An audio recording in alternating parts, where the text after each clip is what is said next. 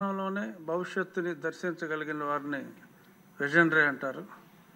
అటువంటి విజనరీ దేశంలోనే విద్యుత్ సంస్కరణలకి ఆద్యుడైన గౌరవనీయ ముఖ్యమంత్రి చంద్రబాబు నాయుడు గారు మాట్లాడతారు.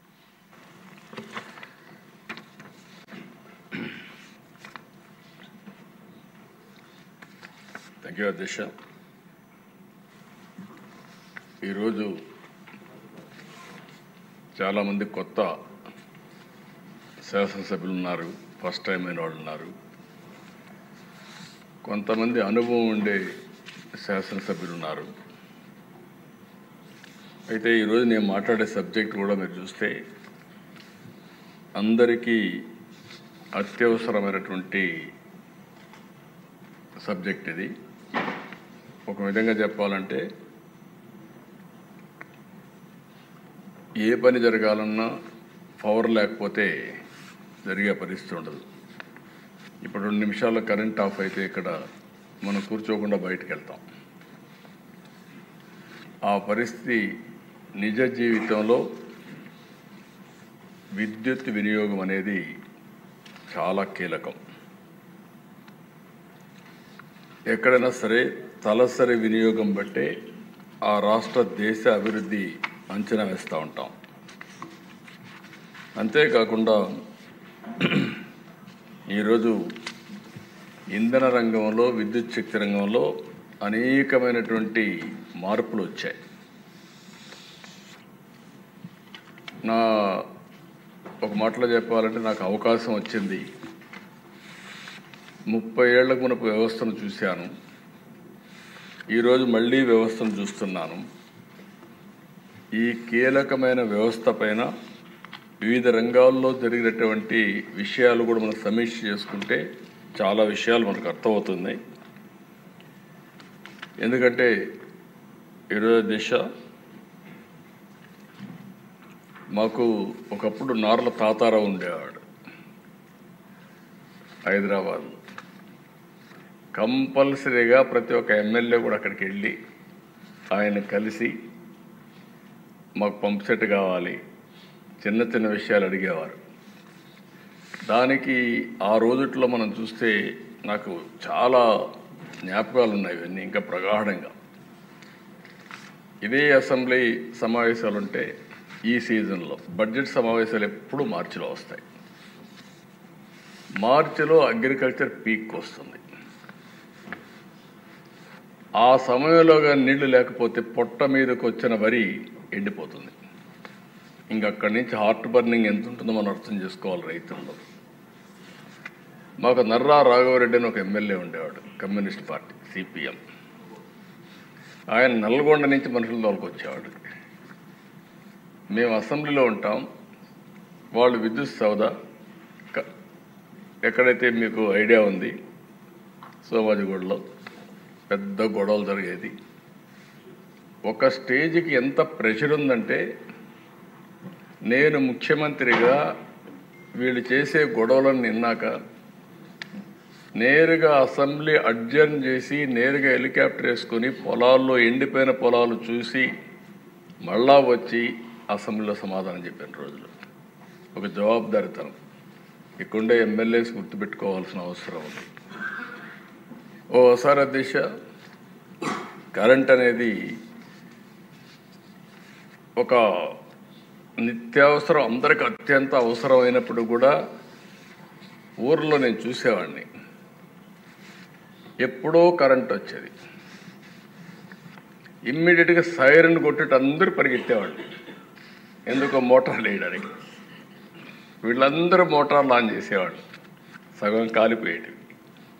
ఆల్ ఆఫ్ ఎ సడన్ అన్ని మోటార్లు ఆన్ చేస్తే లో వోల్టేజ్ వచ్చి మోటార్లన్నీ కాలిపోయేటివి. నాకు ఇప్పుడు కూడా నా కళ్ళల్లో జ్ఞాపకం ఉంటుంది. 2011-12 ప్రాంతంలో నేను పాదయాత్ర చేశాను. నడుచుకుంటూ పోతుంటే రాత్రి 12 గంటలు 1 గంటకు ఆ ప్రాంతంలో నిజామాబాద్లో ఒక ఊర్లోకి వెళ్ళాను. దారిలో పోతా ఉంటే రోడ్డు మీద కూర్చొని చలిమంట వేసుకుంటున్నారు. జనవరి ఫిబ్రవరికి అంతా మీకు ఐడియా ఉంటుంది. అక్కడ పోయినప్పుడు నేను కాసేపు మాట్లాడదామని చెప్పి మాట్లాడిన సమస్యని, సార్ చాలా బాధ ఉంది మాకు, ఎప్పుడు కరెంట్ వస్తుందో తెలియదు, అందుకని రాత్రి జాగారం చేస్తున్నాం అని చెప్తూ వాళ్ళు కుర్రాడు, సార్ నువ్వేం చేస్తావు? ఆయన కుర్రాడు బాబు, నేను ఇంజనీరింగ్ చదువుతున్నాను. ఏంటా ఎందుకు వచ్చావు అన్నాడు. సార్ మా నాన్న జీవితం అంతా కూడా పాపం నా కోసం చదివించడానికి కష్టపడుతున్నాడు. ఎవ్రీడే వచ్చి ఇక్కడ ఉండేవాడు మిషన్ వేయడానికి. నేను హాలిడేస్లో వచ్చాను. కనీసం మా నాన్నకు ఒక 2 రోజులు రెస్ట్ ఇవ్వాలని నేను ఇక్కడికి వచ్చానని చెప్పి. అప్పుడు నేను అడిగాను, ఏంటి ధైర్యంగా ఉన్నా అంటే, లేదు సార్ భయం వేస్తూ ఉంది, పేపర్లో వస్తున్నాయి, పాములు గరుస్తున్నాయని, చీకటి ఉంటుంది, పంప్ సెట్ అయిపోయినప్పుడు పాములు గరుస్తున్నాయని, భయంగా పోయి వేస్తుందని నా కుర్రాడు చెప్పినప్పుడు నేను చాలా బాధపడ్డాను. ఇలాంటి సంఘటనలు నా జీవితంలో చాలా చూశానని చెప్పడానికే ఈ విషయాలు చెప్తున్నాను. ఈరోజు నేను గర్వంగా చెప్పగలుగుతాను, 9 గంటలు డే టైమే వ్యవసాయానికి కరెంట్ ఇస్తాం, దాంట్లో అనుమానమే లేదు. అయితే ఇది జరిగే మునుపు ఇవన్నీ 1995 నేను చూసిన సంఘటనలు చూశాను. తర్వాత కూడా వ్యవస్థను నేను ఇక్కడ మీరందరూ గుర్తుపెట్టుకోవాల్సిన 3 విధాలుగా మీరు చూస్తే, నా అనుభవంతో అంత నువ్వు కూడా నేను రాజకీయాల్లో ఉన్నాను, కానీ కీలకంగా ముఖ్యమంత్రిగా ఉండి నిర్ణయాలు చేయడం, పబ్లిక్ పాలసీ ద్వారా ఏ విధంగా ముందుకు పోతాం చేశాం. ఫస్ట్ టైం నేను 95లో ముఖ్యమంత్రి అయ్యే నాటికి నేను చెప్పిన సినారియో జరుగుతూ ఉండేది. ఆ రోజు 10-15 గంటలు కరెంటు కోతలు ఉండేటివి. ఇంకొక పక్కన ఇండస్ట్రీ కూడా వచ్చేది కాదు, మీ దగ్గర కరెంటే లేదు, ఇండస్ట్రీ వస్తే ఎట్లా పెడతారని చెప్పి చాలామంది వచ్చేవాళ్ళు కాదు. డ్రింకింగ్ వాటర్ కూడా కరెంటు కావాలి కాబట్టి ఈ సమస్యలు వచ్చేటివి. అవన్నీ చూసిన తర్వాత దేశాన్ని నేను ఒకటే నిర్ణయం చేశాను, అన్నీ ఆలోచించాను. అడ్మినిస్ట్రేషన్ కూడా ప్రిమెచ్యూర్ అడ్మినిస్ట్రేషన్. నాకు ఇప్పుడు కూడా జ్ఞాపకం, కరెంటు బిల్లు ఏ విధంగా ఇస్తారంటే, అప్పట్లో ఒకడు మన ఇంటికి వచ్చి మీటర్ రీడింగ్ తీసుకుంటాడు, అక్కడి నుంచి నేరుగా ఆఫీసుకు పోయి ఆ మీటర్ రీడింగ్ ఒక ఆడిటర్కి పంపిస్తారు, అవుట్ సోర్సింగ్ ఏజెన్సీ. వాళ్ళు బిల్లు రేజ్ చేస్తారు, మళ్ళా డిపార్ట్మెంట్ తీసుకొచ్చి బిల్లు మన ఇంటికాడ ఇస్తారు. మనం ఆ బిల్లు తీసుకొని పలానా రోజు బిల్ కలెక్టర్ వస్తాడు, ఇప్పుడు కూడా జ్ఞాపకం, అతను బిల్ కలెక్టర్. ఆ బిల్ కలెక్టర్ పలానా దగ్గరకు వస్తాడు, ఆ రోజు మీరు కట్టాలనేవాడు. వీళ్ళు పోయి మళ్ళీ బిల్ కలెక్టర్ దగ్గర డబ్బులు కట్టేసి వస్తే, లేకపోతే డిస్కనెక్ట్ అవుతుంది. ఎంత ప్రాసెస్ మీరు చూస్తే కాంప్లికేటెడ్ చేశారు. ఎందుకయ్యా ఇంత ప్రాసెస్ ఎందుకు అవుతున్నాయని అడిగాను. సమాధానం లేకపోతే ఆ రోజు తీసుకొచ్చాం, స్పాట్ బిల్లింగ్ తీసుకొచ్చాం. బిల్లు తీయడం, అక్కడ ఇచ్చేయడం, కట్టేయమనడం. ఈరోజు మీరు బిల్లు కూడా వస్తుంది, రిమోట్ దీంట్లోనే మీటర్ రీడింగ్ చేసి నేరుగా మీకు మీ ఎస్ఎంఎస్ పంపిస్తే నేరుగా బ్యాంకులో కట్టే పరిస్థితి వచ్చింది. అలాంటి రిఫార్మ్స్కి శ్రీకారం చుట్టిన పార్టీ తెలుగుదేశం పార్టీ అని చెప్పి కూడా నేను చాలామంది దేశాలను నేను ఫస్ట్ టైం దీనికి సొల్యూషన్ ఏంటని ఆలోచించాను. ప్రపంచం మొత్తం అధ్యయనం చేశాం. అధ్యయనం చేసినప్పుడు వరల్డ్ బ్యాంక్ కూడా, దానికి కూడా నేను ఈ రాష్ట్రం కోసం మంచి చేయాలనుకుంటే నన్ను ఇదే అసెంబ్లీలో ప్రపంచ బ్యాంకు జీతగాడని మాట్లాడారు ఒక ముఖ్యమంత్రిగా. పర్వాలేదు, పడ్డా. దేనికోసం పడ్డానంటే రాష్ట్రం కోసం పడ్డానని తృప్తితో పడ్డాను. ఫస్ట్ టైం నేను ఎలక్ట్రిసిటీ బోర్డులో విద్యుత్ శక్తి రిఫార్మ్స్ భారతదేశంలో తీసుకొచ్చిన ఏకైక రాష్ట్రం, మొట్టమొదటి రాష్ట్రం ఆంధ్రప్రదేశ్ రాష్ట్రం. అప్పుడు ఇవన్నీ ఏమి లేవా దిశ, రెగ్యులేటరీ కమిషన్ లేదు అప్పటికి. రిఫార్మ్ వచ్చింది 91, 98లో విద్యుత్ శక్తి రిఫార్మ్స్ తీసుకొచ్చాం, సంస్కరణ తీసుకొచ్చాం. అప్పుడే మీరు చూస్తే 3గా డివైడ్ చేశాం. Distribution company, generation company, transmission committee, ఇంకొక పక్కన ఇవన్నీ రెగ్యులేట్ చేయడానికి రెగ్యులేటరీ కమిషన్ సెటప్ చేశాం. అక్కడి నుంచి అధ్యక్ష మీరు చూసినప్పుడు ఎనర్జీ ఆడిటింగ్, అంతవరకు కరెంటు ఎక్కడికి అమ్ముతున్నారు, ఎంతమంది దొంగతనం చేస్తున్నారు, ఏమవుతుందో తెలియని పరిస్థితి నుంచి ఎనర్జీ ఆడిటింగ్ తీసుకొచ్చాం. ఆడిటింగ్ తీసుకొచ్చి ఫస్ట్ టైం దేశంలో 2003-04కి 23% ట్రాన్స్మిషన్ అండ్ కమర్షియల్ లాస్ అని ఎస్టాబ్లిష్ చేసిన మొట్టమొదటి ప్రభుత్వం భారతదేశంలో ఆంధ్రప్రదేశ్ ప్రభుత్వం అని కూడా నేను మీకు తెలియజేస్తున్నాను. ఓసారి దిశ 35% 23% తగ్గించాం. కరెంటు కొరతలుంటే పూర్తిగా కరెంటు కొరత లేకుండా ఎగ్జాక్ట్గా 2023-24కి కరెంటు కొరత లేని ఏకైక రాష్ట్రం భారతదేశం లేదంటే దానికి చిరునామాగా ఆంధ్రప్రదేశ్ తయారు చేసే పరిస్థితి వచ్చాం. దీనివల్ల చాలా లాభాలు వచ్చాయి, నాకు కూడా కొన్ని నష్టాలు వచ్చాయి. ఎందుకంటే ఫస్ట్ టైం ఒక మంచి పని చేసిన దానికి నేను రిఫార్మ్స్ తీసుకొచ్చాను కాబట్టి ఆ రోజు వచ్చినటువంటి ఈ పవర్ సెక్టర్లో మార్పులు ప్రజలు సరిగా అర్థం చేసుకోలేకపోయారు. కాబట్టి 2004లో తెలుగుదేశం పార్టీ ఓడిపోవడానికి ఒక కారణం ఈ రిఫార్మ్స్ కూడా అని చెప్పి మీకు తెలియదు. రిఫార్మ్స్ అని నేను అన్నా, కానీ ఆ వచ్చిన ఇబ్బందులను అధిగమించడంలో కొంచెం సమయం కావాలి. ఆ సమయం లేని దానివల్ల కొంత ఇబ్బంది పడ్డాం. ప్రతిపక్షాలు దాన్ని అడ్వాంటేజ్ తీసుకున్నారు. నేను అన్ని రిఫార్మ్స్ తీసుకొస్తే అధ్యక్ష వెరీ విచిత్రం ఏంటంటే ఉచిత కరెంట్ ఇమ్మన్నారు. కానీ అప్పటికే స్లాబ్ రేట్ ఉంది. ఈ దేశంలో మీరు ఒకటి గుర్తుపెట్టుకోవాలి, మొట్టమొదటిసారిగా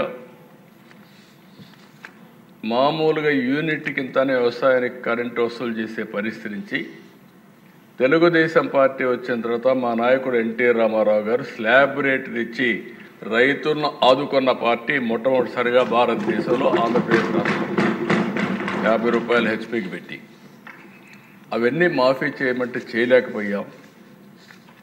నేను చేసిన రిఫార్మ్స్ ఉపయోగించుకొని మాఫీ చేస్తామని కాంగ్రెస్ పార్టీ అధికారంలోకి వచ్చింది. వస్తే వచ్చారు, ఏం చేశారని చూసిన తర్వాత చాలా భయంకరంగా మనం ఒకసారి చూస్తే 2004-14 సర్ప్లస్ కరెంట్ వచ్చింది, రిఫార్మ్స్ అమలైనాయి, అన్ని రంగాల్లో బ్రహ్మాండంగా జరిగింది. వాళ్ళు వచ్చిన 5 సంవత్సరాల్లో దగ్గర మీరు చూస్తే నేనున్నప్పుడు 90% ఇన్స్టాల్డ్ కెపాసిటీ పెంచాను, ప్రొడక్షన్ పెంచాను.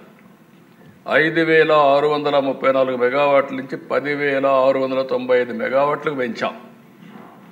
వీళ్ళొచ్చి 56% అంటే ఒక 5-6 వేల మెగావాట్లు పెంచారు. పిఎల్ఎం ప్లాంట్ లోడ్ ఫ్యాక్టర్ నాకు విజయవాడ ఎప్పుడూ జ్ఞాపకం. విజయవాడ పవర్ ప్లాంట్ ఎప్పుడు 95%. ఈవెన్ గవర్నమెంట్ ఆఫ్ ఇండియా కూడా ఏవి కూడా అంత ఎఫిషియెంట్గా పనిచేసిన సందర్భాలు లేవు. ప్రైవేట్ వాళ్ళు కూడా చేయలేదు. అంత ఎఫిషియెంట్గా పనిచేస్తే 86% పిఎల్ఎఫ్ ప్లాంట్ లోడ్ ఫ్యాక్టర్ ఉంటే కాంగ్రెస్ వస్తానే అది 78%కి తగ్గిపోయే పరిస్థితి వచ్చింది. దీనివల్ల ఇవన్నీ చూసిన తర్వాత కోల్ స్టాక్ దిశ అప్పట్లో పెద్ద ఇష్యూ. ఇది ఒక ప్లాంట్ రన్ చేయాలంటే కోల్ కావాలి. కోల్ కావాలంటే ముందుగానే జాగ్రత్త చూసుకోవాలి. వర్షాకాలం తడుస్తుంది, తడిచినప్పుడు దాన్ని ఇది చేసుకోవాలి. అదే మరి ప్లాంట్స్ అన్నీ కూడా ఎప్పటికప్పుడు మెయింటెనెన్స్ చేయడం పర్ఫెక్ట్గా చేయాలి. నేనున్నప్పుడు ఎప్పుడు కూడా 3 నెలలకు 4 నెలలకు కోల్ ఏమాత్రం ఇబ్బంది లేకుండా స్టాక్ పెడితే ఒక రోజు కూడా కోల్ ఉండేది కాదు. పెద్ద గొడవలు, కోల్ లేదు కాబట్టి కరెంట్ ఆపేసేవాళ్ళు. ఇలాంటి సందర్భాల్లో అది కూడా స్టార్ట్ అయింది. ఆల్ ఇండియా లెవెల్లో 8.7% ఎనర్జీ డెఫిషియట్ ఉంటే 17.6% పెరిగిన ఆంధ్రప్రదేశ్ రాష్ట్రం మళ్ళీ సమైక్య ఆంధ్రప్రదేశ్లో. ఒక పరిపాలన ఏ విధంగా మార్పులు తీసుకొస్తుందో ఇక్కడ ఉండే సభ్యులు మీరు గుర్తుపెట్టుకోవాల్సిన అవసరం ఉంది. ఒక కీలకమైన శాఖలో ఏ విధంగా ప్రజలు ఇబ్బంది పడతారు. నేను ఇవన్నీ కూడా మీకు ఎందుకు చెప్తున్నానంటే మూడు పీరియడ్ నేను కంపేర్ చేస్తున్నాను. 30 ఏళ్ళు కంపేర్ చేస్తున్నాను. 95 2004, 2004 14, 14 19, 19 24, 24 తర్వాత 9 నెలలు ఏం చేసామో చెప్పడానికి నేను ప్రయత్నం చేస్తున్నా. రాష్ట్రంలో ఉండే ప్రజలు కూడా గుర్తుపెట్టుకోవాల్సిన అవసరం ఉంది. బడ్జెట్ తగ్గించారు. అప్పట్లో నేనున్నప్పుడు 7.8% పవర్ సెక్టర్కి పెడితే వీళ్ళు 5% తగ్గించేశారు. ఇంకో పక్కన దిశ ఆవరేజ్న 2004 వరకు ₹2.55 యూనిట్ కరెంటు ఉత్పత్తి చేస్తే వీళ్ళు వస్తానేది ₹5.25 పెరిగిపోయింది. అప్పట్లోనే 10 ఏళ్లలో రైతులపైన భారం 28,835 కోట్లు వేశారు. ఎందుకంటే ఈ అసమర్థత అన్నీ కూడా వచ్చి ట్రాన్స్మిషన్ లాసెస్ కూడా తగ్గించడంలో ఫెయిల్ అయ్యారు. కడాన దిశ మీరు చూస్తే ఎక్కడికక్కడ మున్సిపల్ కార్పొరేషన్లో 4 గంటలు, మున్సిపాలిటీలో 6 గంటలు, మండల హెడ్ క్వార్టర్లు 8 గంటలు, గ్రామాల్లో 12 గంటలు, ఇండస్ట్రీస్ కోత. స్మాల్ స్కేల్ ఇండస్ట్రీ అయితే కరెంటు వాడితే సర్ఛార్జీ పేరుతో డబల్ ఛార్జ్. దీంతో చాలా స్మాల్ స్కేల్ ఇండస్ట్రీస్ అన్నీ కూడా మూతపడే పరిస్థితికి వచ్చింది. అధ్యక్ష ఆ రోజుల్లోనే ₹13 యూనిట్ పెట్టుకున్నారు. నేను ఇటీవల కాలంలో ఎందుకు చెప్తున్నాను, హిస్టరీ చెప్తున్నా. ఒక 5 నిమిషాలు ఆలస్యమైన రాష్ట్ర ప్రజానికం కూడా ఆలోచించుకోవాల్సిన అవసరం ఉంది.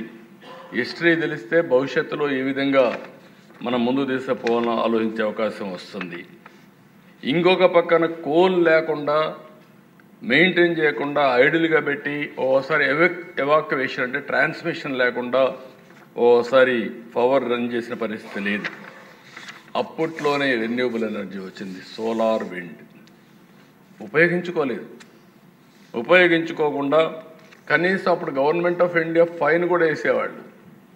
మీరు ఇంత అని కొనాలి, 2% కంపల్సరీగా మీరు సోలార్ విండ్ ఉత్పత్తి చేసుకోవాలి, లేకపోతే కొనాలని పెడితే అది కూడా కొనకుండా దానికి కూడా వచ్చే ఇన్సెంటివ్స్ తీసుకోకుండా వేస్ట్ చేసే పరిస్థితికి వచ్చారు.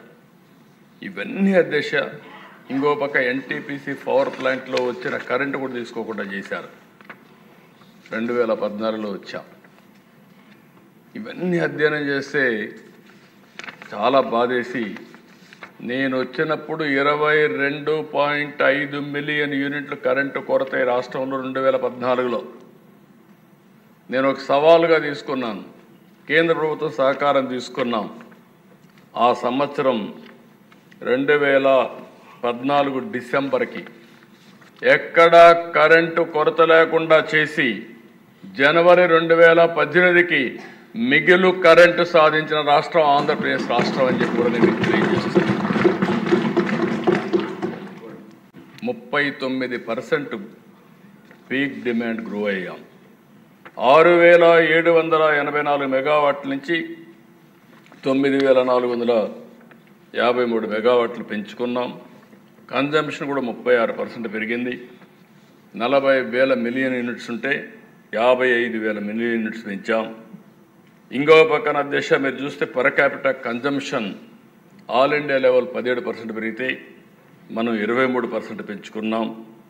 మొట్టమొదటిసారిగా సోలార్ విండ్ 7,700 మెగావాట్లు ఉత్పత్తి చేసిన ఏకైక రాష్ట్రం ఆంధ్రప్రదేశ్ రాష్ట్రం. అదే ముందు చూపు. నేను ఆ రోజు ఆలోచించాను. నేను ఆ రోజు మీటింగుల్లో కూడా మాట్లాడినప్పుడు చెప్పేవాడిని, భవిష్యత్తులో గణనీయంగా సోలార్ ఎనర్జీ రేట్లు తగ్గుతాయి. 5 సంవత్సరాలు 14-19 కరెంటు ఛార్జీలు పెంచకుండా సమర్థవంతమైన విధానాల ద్వారా ఎవ్వరికి కరెంటు కావాలని ఇబ్బంది లేకుండా కరెంట్ అందించిన ఏకైక ప్రభుత్వమే ప్రభుత్వం. నేను ఒకసారి ఇదే మరి రెన్యూబుల్ ఎనర్జీ మీటింగ్ పెడితే ఆ రోజు నేను మాట్లాడుతూ పీయూష్ గోయల్ గారు మంత్రి, నేను ఆ రోజు అనౌన్స్ చేశాను, భవిష్యత్తులో ₹50 నుంచి ₹2 లోపల సోలార్ ఎనర్జీ వస్తుందని చెప్పి 6 అనౌన్స్ చేశాను. ఇప్పుడు ₹2.40 50 వచ్చే పరిస్థితి వస్తూ ఉంది. అంటే ఇంకా తగ్గే అవకాశాలు కూడా ఉన్నాయి. రా మెటీరియల్ ఇవన్నీ వస్తాయి. అయితే ఆ దిశ 2019-24 ఒక మాటలో చెప్పాలంటే మళ్ళీ చీకటి రోజులు ప్రారంభమైనాయి. నేను ఏ వ్యక్తుల గురించి నేను మాట్లాడడం లేదు. రాష్ట్ర ప్రజలు పడిన బాధ, ఒక అసమర్థ పాలన వల్ల ఇష్టానుసారంగా చేస్తే ఏం జరుగుతుందో ఇది ఒక కేస్ స్టడీ. అధ్యక్ష, ఈరోజు మనం చూస్తే ఎవరైతే పీపీఎల్ చేస్తారు, పీపీఎల్ ఆధారంగా వాళ్ళు ఇన్వెస్ట్మెంట్ పెడతారు. ఈ దేశంలో ఇంకా కోర్టులు ఉన్నాయి. ఏదైనా సరే కాంట్రాక్టు చేసుకున్న తర్వాత అది కూడా గవర్నమెంట్ చేసినప్పుడు కంపల్సరీగా దాన్ని ఆనర్ చేసే బాధ్యత ఉంటుంది. లేకపోతే కోర్టుకు పోతే వాళ్ళకు మళ్ళీ నష్టపరిహారంతో సహా కట్టించే పరిస్థితి కూడా వస్తుంది. ఏదైతే సోలార్ పవర్ ఉంది వాడలేదు, వాడకుండా ఇష్టానుసారంగా చేస్తే ఇప్పుడే రవికుమార్ గారు చెప్పారు. ఇది ఇంటర్నేషనల్ ఇష్యూ అయితే దావోస్లో కూడా రేజ్ చేస్తే ఇండియాలో ఇలాంటి ప్రభుత్వాలు ఉన్నాయి, మేము ఇండియాకి ఎందుకు రావాలి, పెట్టుబడులు పెట్టమంటే అప్పుడు చాలాసార్లు స్టేట్మెంట్ కూడా ఇచ్చారు. ఆనాటి ఫైనాన్స్ మినిస్టర్ కానీ పవర్ మినిస్టర్ వీళ్ళందరూ మాట్లాడే పరిస్థితికి వచ్చారు. వితండవాదంతో ఎగోయిస్టిక్గా కావాలని నెపాలేసి అవినీతి ఆరోపణలు చేసి వాడకుండా చేస్తే దిశ హైకోర్టు మొట్టికాయలేసి ఒక ఆర్డర్ ఇచ్చారు. ఏదైతే నువ్వు వాడవలసిన కరెంటు నువ్వు తీసుకోలేదు, కానీ వాళ్ళకు ఏదైతే 2 ఉంటాయి అధ్యక్ష ఇక్కడ, ఒకటి ఆపరేషనల్ కాస్ట్, ఒకటి క్యాపిటల్ కాస్ట్.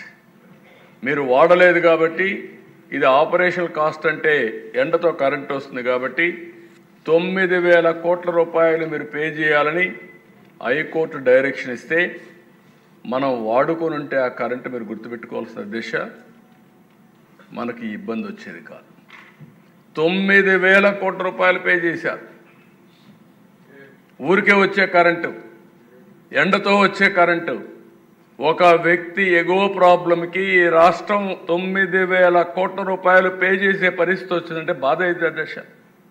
ఇది పబ్లిక్ పాలసీ, ఇది జవాబుదారి తనమని అడుగుతున్నా, నేను ఆన్సర్ చేయమంటున్నా. ప్రజలకు అర్థం కావాల్సిన అవసరం ఉంది. 9,000 కోట్లు పే చేసే పరిస్థితికి వచ్చారు. ఇదే కాదు అధ్యక్ష, అక్కడ తాగల సమర్థత ఉంటే ఎప్పటికప్పుడు ఫైనలైజ్ చేయాల్సింది. కృష్ణపట్నం స్టేజ్ 2, అదే మరి VTPS స్టేజ్ 5 2 డిలే అయిపోయినాయి. దీనివల్ల కాస్ట్ పెరిగింది. కాస్ట్ ఎంత పెరిగిందంటే దిశ 18,818 కోట్లు పెరిగింది. ఆ సమయంలో పనులు అయి ఉంటే ఆ సమయంలో పూర్తి అయిపోయేటివి. ఈ పూర్తి కాకుండా 18,818 కోట్ల రూపాయలు దాని మీద పెరిగే పరిస్థితి వచ్చింది. అదే మరిగా దిశ ఈరోజు ఇంకొక పక్కన చూస్తే ఏదైతే పోలవరం హైడ్రో పవర్, దీనికి 2,308 మిలియన్ యూనిట్లు వచ్చే సంవత్సరానికి. దీనివల్ల ఇది కూడా బాగా డిలే అయిపోయి 1,044 కోట్ల రూపాయలు అందులో నష్టపోయే పరిస్థితికి వచ్చాం. ఇంకొక పక్కన దిశ మీరు ఒకసారి చూస్తే ఇవన్నీ కూడా అవకతవక నిర్ణయాల వల్ల, అసమర్థత వల్ల దగ్గర అప్పులు విపరీతంగా పెరిగిపోయినాయి. 62,826 కోట్ల రూపాయలు అప్పటికి పెట్టుబడులు కానీ అన్ని యూటిలిటీస్ తీసుకున్న అప్పుంటే అది 1,12,422 కోట్లు పెరిగింది.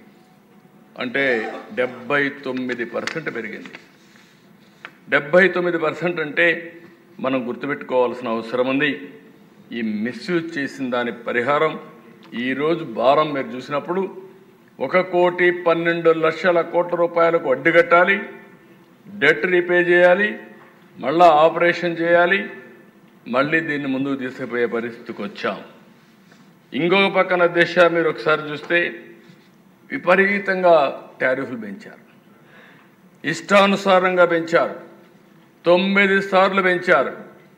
32,000 కోట్ల రూపాయలు టారిఫ్ను పెంచారు. పేద ప్రజలపైన భారం వేశారు.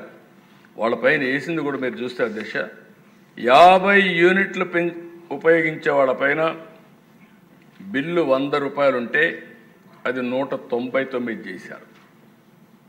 100 యూనిట్లు వాడే వాళ్ళకు ₹2.44 ఉంటే అది ₹4.53 చేశారు. 86%.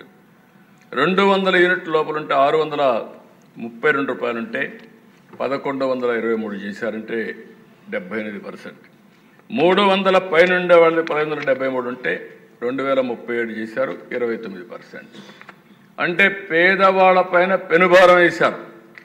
ఇష్టానుసారంగా పెంచి వీళ్ళు ఇంకో పక్కన మీరు చూస్తే అధ్యక్ష ఈ టారిఫ్ అడ్జస్ట్మెంట్స్ అనే పేరు పెట్టి 16,699 కోట్లు పెంచారు. నేను ముఖ్యమంత్రిగా చాలాసార్లు పనిచేశాను కానీ నాకే అర్థం కాలే ఈ పేరు చూస్తూ ఉంటే. ఫ్యూయల్ సర్చార్జ్ 5,896 కోట్లు, ట్రూ అప్ ఛార్జెస్ 3,977 కోట్లు, ఎలక్ట్రిసిటీ డ్యూటీ 5,604 కోట్లు. నేనున్నప్పుడు అధ్యక్ష ₹1 వేసి అది కూడా ఎలక్ట్రిసిటీ బోర్డును తీసుకోమన్నాం. 4 పైసలు ₹1 కూడా 4 పైసలు 6 పైసలు వేసి 6 పైసలు వేసి 6 పైసలు కూడా వాళ్ళు తీసుకోమన్నాం. అలాంటిది ₹1 వేసి వీళ్ళు తీసేసుకున్నారు. గవర్నమెంట్ తీసేసుకునే పరిస్థితికి వచ్చారు. ఈ విధంగా చూస్తే అధ్యక్ష 19-24లో 32,166 కోట్ల రూపాయలు వినియోగదారులపైన భారం వేసే పరిస్థితికి వచ్చారు. గ్రోత్ ఎంత పెరిగిందంటే 4.8%. అదే 14-19లో 36% పెరిగింది. 36% వినియోగం పెరిగిందంటే అభివృద్ధికి నాంది పలికినట్టు. అది 4.8% తగ్గిపోయిందంటే దీన్ని బట్టే మనం అర్థం చేసుకోవాల్సిన అవసరం ఉంది ఏం జరిగిందని. మళ్ళీ పోతూ అధ్యక్ష ఎలక్షన్లు వచ్చాయి కాబట్టి ఆ అవార్డ్స్ ఇప్పించి పెండింగ్ పెట్టి కూర్చునే పరిస్థితికి వచ్చారు. ఇది ఎంత ఉందంటే 17 నెలలకు గాను ఎలక్ట్రిసిటీ డ్యూటీ వేసి అదనంగా 6,073 కోట్లు, 6,544 కోట్లు ఈ 2 కూడా చేసే పరిస్థితికి వచ్చారు. అంటే ఆ దశ ఇవన్నీ మీరు చూసిన తర్వాత దగ్గర 50,000 కోట్ల రూపాయలు ఒక పక్క, ఇవి చూస్తే ఇంకొక 50,000 వినియోగదారుల పైన కానీ వ్యవస్థ పైన వేసిన భారం మీరు చూస్తే 1,00,000 కోట్ల రూపాయలు అదనంగా భారం పడిందంటే ఈరోజు ఒక వ్యవస్థలో మనం అందరం గుర్తుపెట్టుకోవాల్సిన అవసరం ఉంది. వచ్చినప్పటికీ కరెంటు కోతలుంటే అవన్నీ స్ట్రీమ్లైన్ చేశాం. నేను ఒకటే హామీ ఇస్తున్నా, ఇక్కడే చీఫ్ సెక్రటరీ గారు ఉన్నారు, పవర్ ఆయన చూస్తున్నారు, మొన్నటి వరకు ఉన్నారు పవర్ సెక్రటరీగా.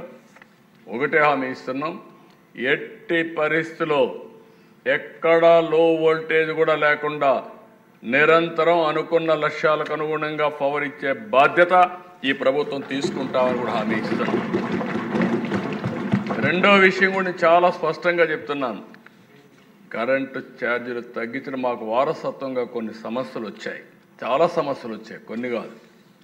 నేను ఒకటే మాట చెప్పాను, ఈరోజు నేను 4వసారి ముఖ్యమంత్రి అయిన తర్వాత ప్రతి ఒక్క వ్యవస్థలో కూడా చూస్తే అంతుబట్టనటువంటి సమస్యలు వచ్చాయి. ఇంకొక పక్కన ఈ వ్యవస్థను మీరు చూస్తే 30 ఏళ్లుగా నాకు మనసుకు దగ్గరుండే డిపార్ట్మెంట్ ఇది. ఐఏఎస్ ఆఫీసర్లు చేయలేమంటే ఆ రోజుట్లోని రమాకాంత్ రెడ్డి గారు ఉండేవారు. నా వల్ల కాదు సార్ అంటే నీకెందుకు, నేనున్నాను, నేను చేస్తానని చెప్పి కూర్చొని పెట్టుకొని బాధ్యత తప్పచెప్పి ఎప్పటికప్పుడు గైడ్ చేసేవాడిని. కడాన రేచల్ చటర్జీ ఉండేది, లేదు సార్ అది టెన్షన్ డిపార్ట్మెంట్, నా వల్ల కాదు, నా ఆరోగ్యం బాగాలేదంటే నేను ఏదో కేరళకు పోతున్నాను. మంచి ఆఫీసర్లు కాబట్టి నేను ఒకటే చెప్పాను, మీరు ఉండాల్సిందే తప్పదని, కావాలంటే మీరు ఏమైనా చేయండి అని అలాంటి వాళ్ళని పెట్టి స్ట్రీమ్ లైన్ చేశాం. అలాంటిది మీరు చూస్తే అధ్యక్ష నిన్న కూడా పవర్ సప్లై అగ్రిమెంట్లు సెక్కీతో చేసింది, ఇవన్నీ ఒక భారం అయిపోయే పరిస్థితికి వచ్చింది. కానీ సావరిన్ పవర్స్ సంతకాలు పెట్టిన తర్వాత పెనాల్టీస్ ఉంటాయి. అన్ని మళ్ళీ క్రెడిబిలిటీ ఉంటుంది, విశ్వసనీయత ఉంటుంది. ఈ సమస్యలతో సతమతమయ్యే పరిస్థితికి వచ్చాం. అయితే నేనేదో ఇవన్నీ చెప్పి తప్పించుకోవడానికి సిద్ధంగా లేను.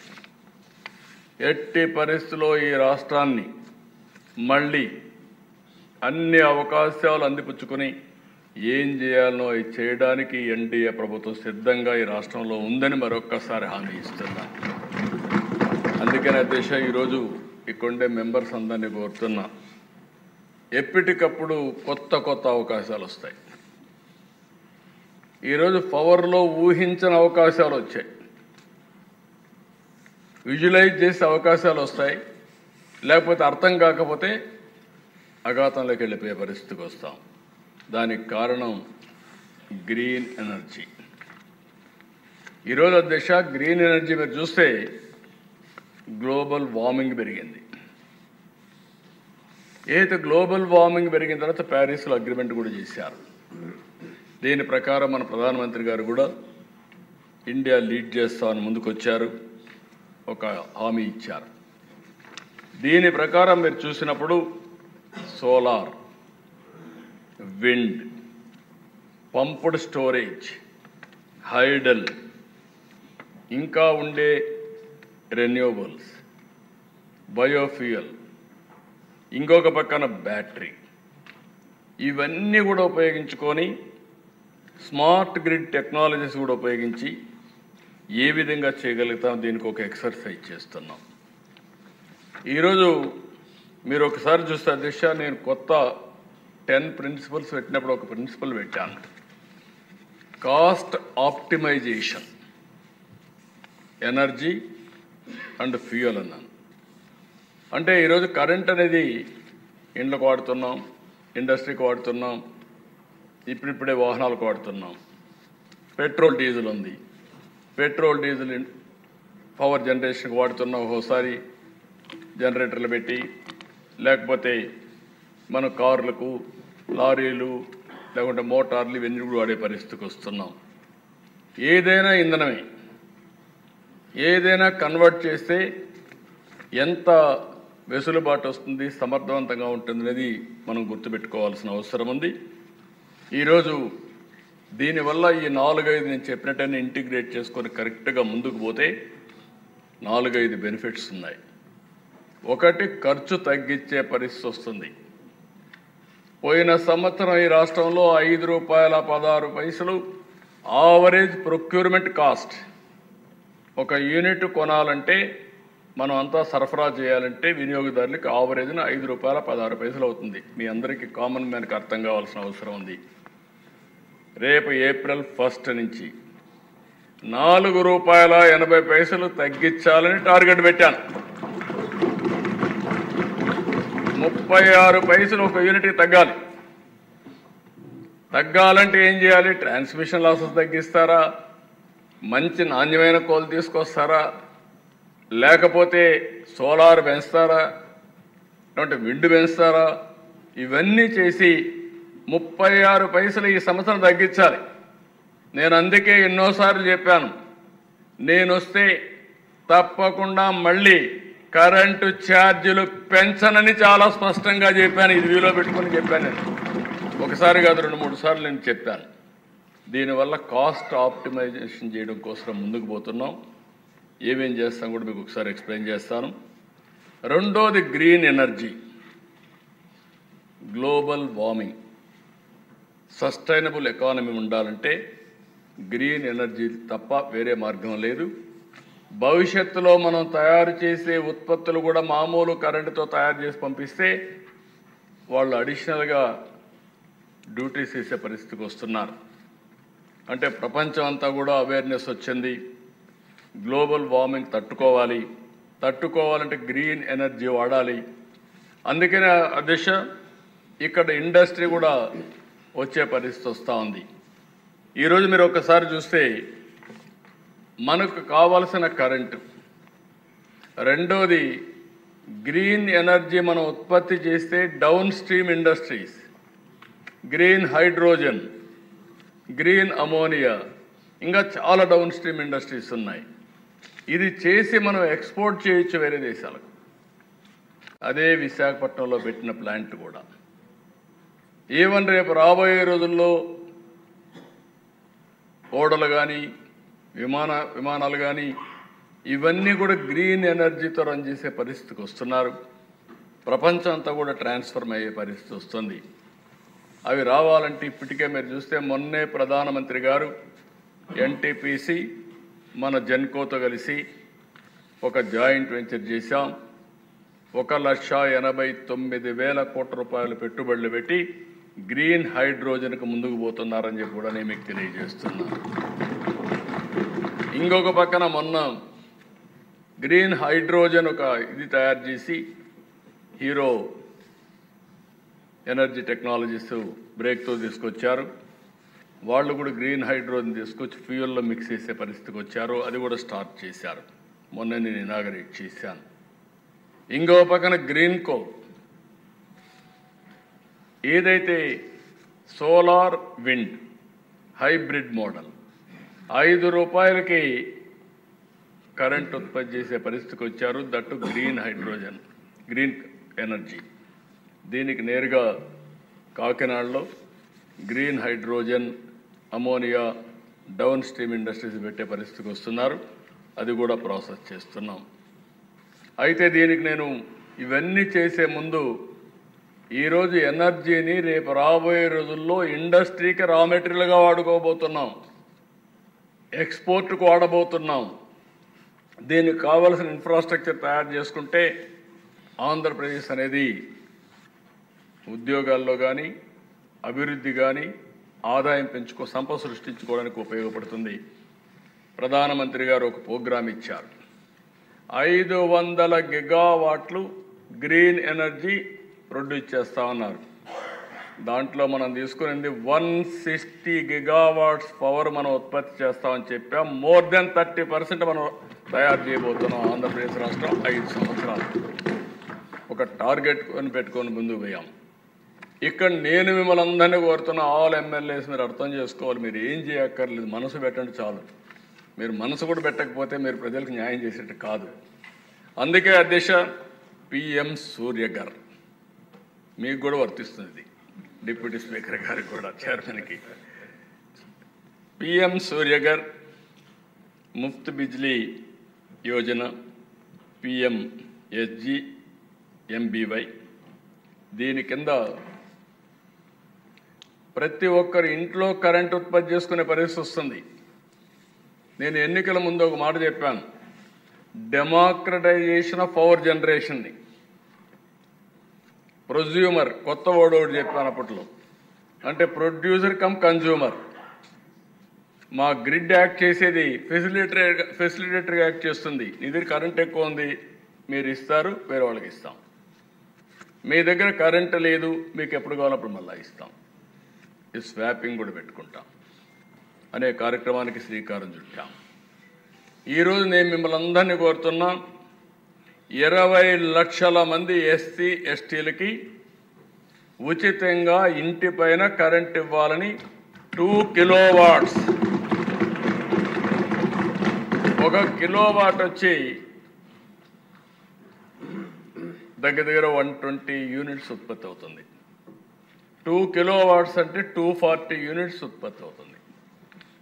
240 యూనిట్లు కరెంటు ఏ పేదవాడు కూడా ₹1 ఖర్చు పెట్టకుండా ఉచితంగా ఇస్తాన్నాం. ఇవ్వడానికి ముందుకు పోతాం. దీనికి మీరు శ్రీకారం చుట్టాలని మిమ్మల్ని అందరినీ కోరుతున్నాం. దీనికి ఖర్చు కూడా దేశ మొత్తం మనం చూస్తే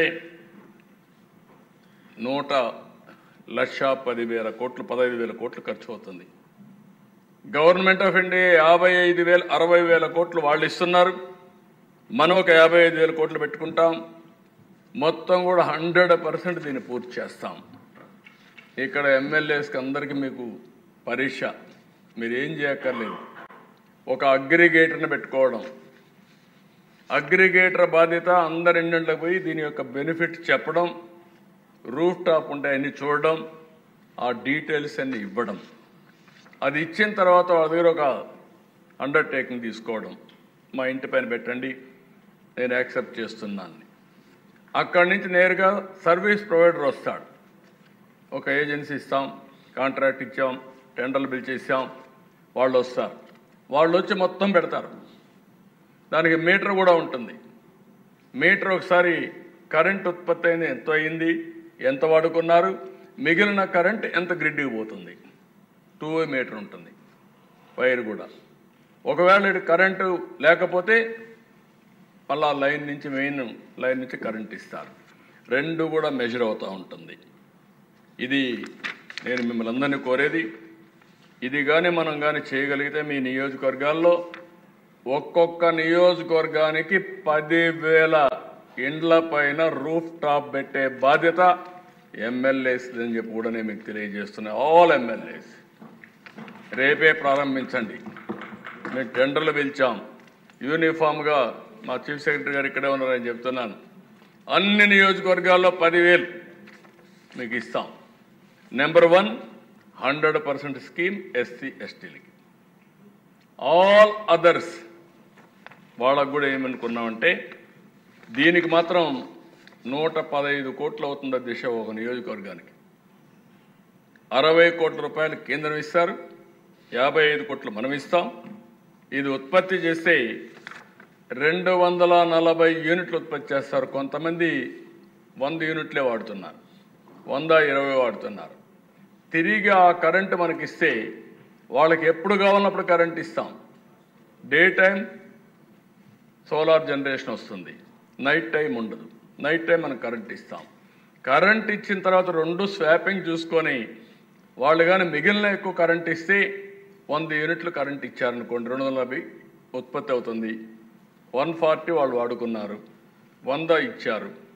₹2.09 ఎంత వాడితే అంత వాళ్ళ అకౌంట్లో ఎవ్రీ మంత్ డబ్బులు వేస్తాం. అంటే వాళ్ళు ఏది వాడుకోకుండా ఇస్తారో ఆ దానికి. ఇప్పుడు ఉదాహరణకి ఎగ్జాంపుల్ చెప్పాను, 240 యూనిట్స్ ఉత్పత్తి అవుతుంది. వాళ్ళు 100 యూనిట్లే వాడుకున్నారు, 140 మిగిలింది. ఆ 140 గ్రిడ్కి ఇస్తారు. 140కి ₹2.09. అంటే దగ్గర దగ్గర ₹300 నెలకు వాళ్ళకి అదనంగా ఆదాయం వస్తుంది. ఉచిత కరెంటు ₹300 ఆదాయం వస్తుంది. అదే P4 మోడల్. ఆదాయాన్ని పెంచాలి, సమర్థతను పెంచాలి. అందుకని ప్రతి ఒక్కరికి మీరు చెప్పాల్సిన అవసరం ఉంది. వాళ్ళు చేసే పనేంటి, వాళ్ళ ఇంటిపై నుండే ప్లేస్ని ఇస్తారు. మెయింటెనెన్స్ కూడా ఏజెన్సీని పెడతాం. ఏదైనా ప్రాబ్లం వస్తే ఒక ఫోన్ కొడితే వాళ్ళే వచ్చేస్తారు, అందుబాటులో పెడతాం. మండలంలో కానీ పక్కనే పెడతాం. ఇన్ని సర్వీసెస్కి ఒక మనిషిని పెడతాం. అవన్నీ కూడా చేస్తాం.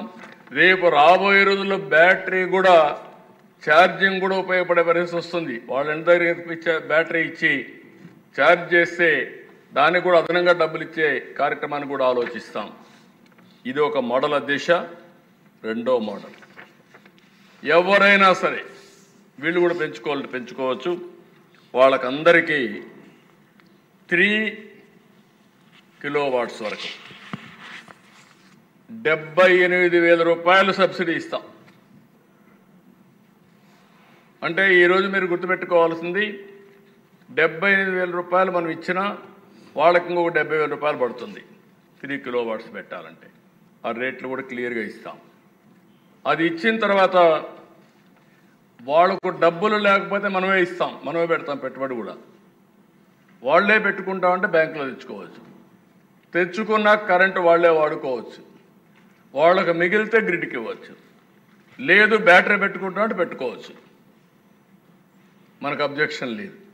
అది చేసుకుంటే 78,000 ఏ ఇల్లైనా సరే ఇంటి పైన కరెంటు కానీ రూఫ్ టాప్ పెట్టుకుంటే ₹78,000 వస్తుంది. ఒకవేళ వాళ్ళు పెట్టుకోకుండా మనకే ఇస్తే నేను ఒక లెక్క కూడా తయారు చేశాను. 3 కిలోవాట్లు అంటే దగ్గర దగ్గర 360 యూనిట్లు ఉత్పత్తి అవుతుంది. అది వాళ్ళు ఇచ్చేదాన్ని బట్టి, మనం తీసుకున్న దాన్ని బట్టి, స్వాపింగ్ని బట్టి ఆ రేట్లు కూడా డిసైడ్ చేస్తాం. 9 సంవత్సరాల్లో తిరిగి వాళ్ళు పే చేసేట్టుగా కరెంట్ ఇచ్చేస్తే ఫ్రీ అవుతుంది.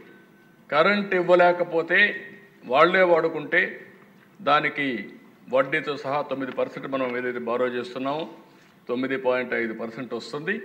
ఆ రేటుతో వాళ్ళు పే చేయాల్సి వస్తుంది. దానికి బిల్ పంపిస్తాం. ఇది ఒక మెకానిజం వర్కౌట్ చేస్తాం. ఈ 2 స్కీమ్స్లో మిమ్మల్ని అందరినీ ఒకటే కోరుతున్నా. ఇక్కడుండే ఎమ్మెల్యేస్ అందరూ ఒకటే. నేను ఆ డీటెయిల్స్ కూడా మీకు ఇస్తా. మీరు 10,000 ఇండ్ల పైన రూఫ్ టాప్ పెట్టించే బాధ్యత మీది. పేదవాళ్లకు ఉచితంగా కరెంట్ ఇవ్వడమే కాకుండా అదనంగా డబ్బులు చూపించే మార్గం ఎమ్మెల్యేలు చూపించాల్సిన అవసరం ఉంది. ప్రజలు అర్థం చేసుకొని ఈ కార్యక్రమాన్ని జయప్రదం చేయమని కోరుతున్నా. ఇప్పుడు వాడుకోకపోతే మరి రేపు కేంద్ర ప్రభుత్వం అందరూ ఈ పని చేస్తే టేక్ ఆఫ్ అయిన తర్వాత డబ్బులు ఇవ్వకపోవచ్చు. ఫస్ట్ మూవర్ అడ్వాంటేజ్ మనం తీసుకోవాలంటే ఒక్క సంవత్సరంలో మీరు కానీ వార్ ఫుటింగ్లో చేస్తే 10,000 ఇండ్ల పైన మీరు కరెంట్ ఇస్తే 20 సంవత్సరాలు 30 సంవత్సరాలు కూడా ఉంటుంది.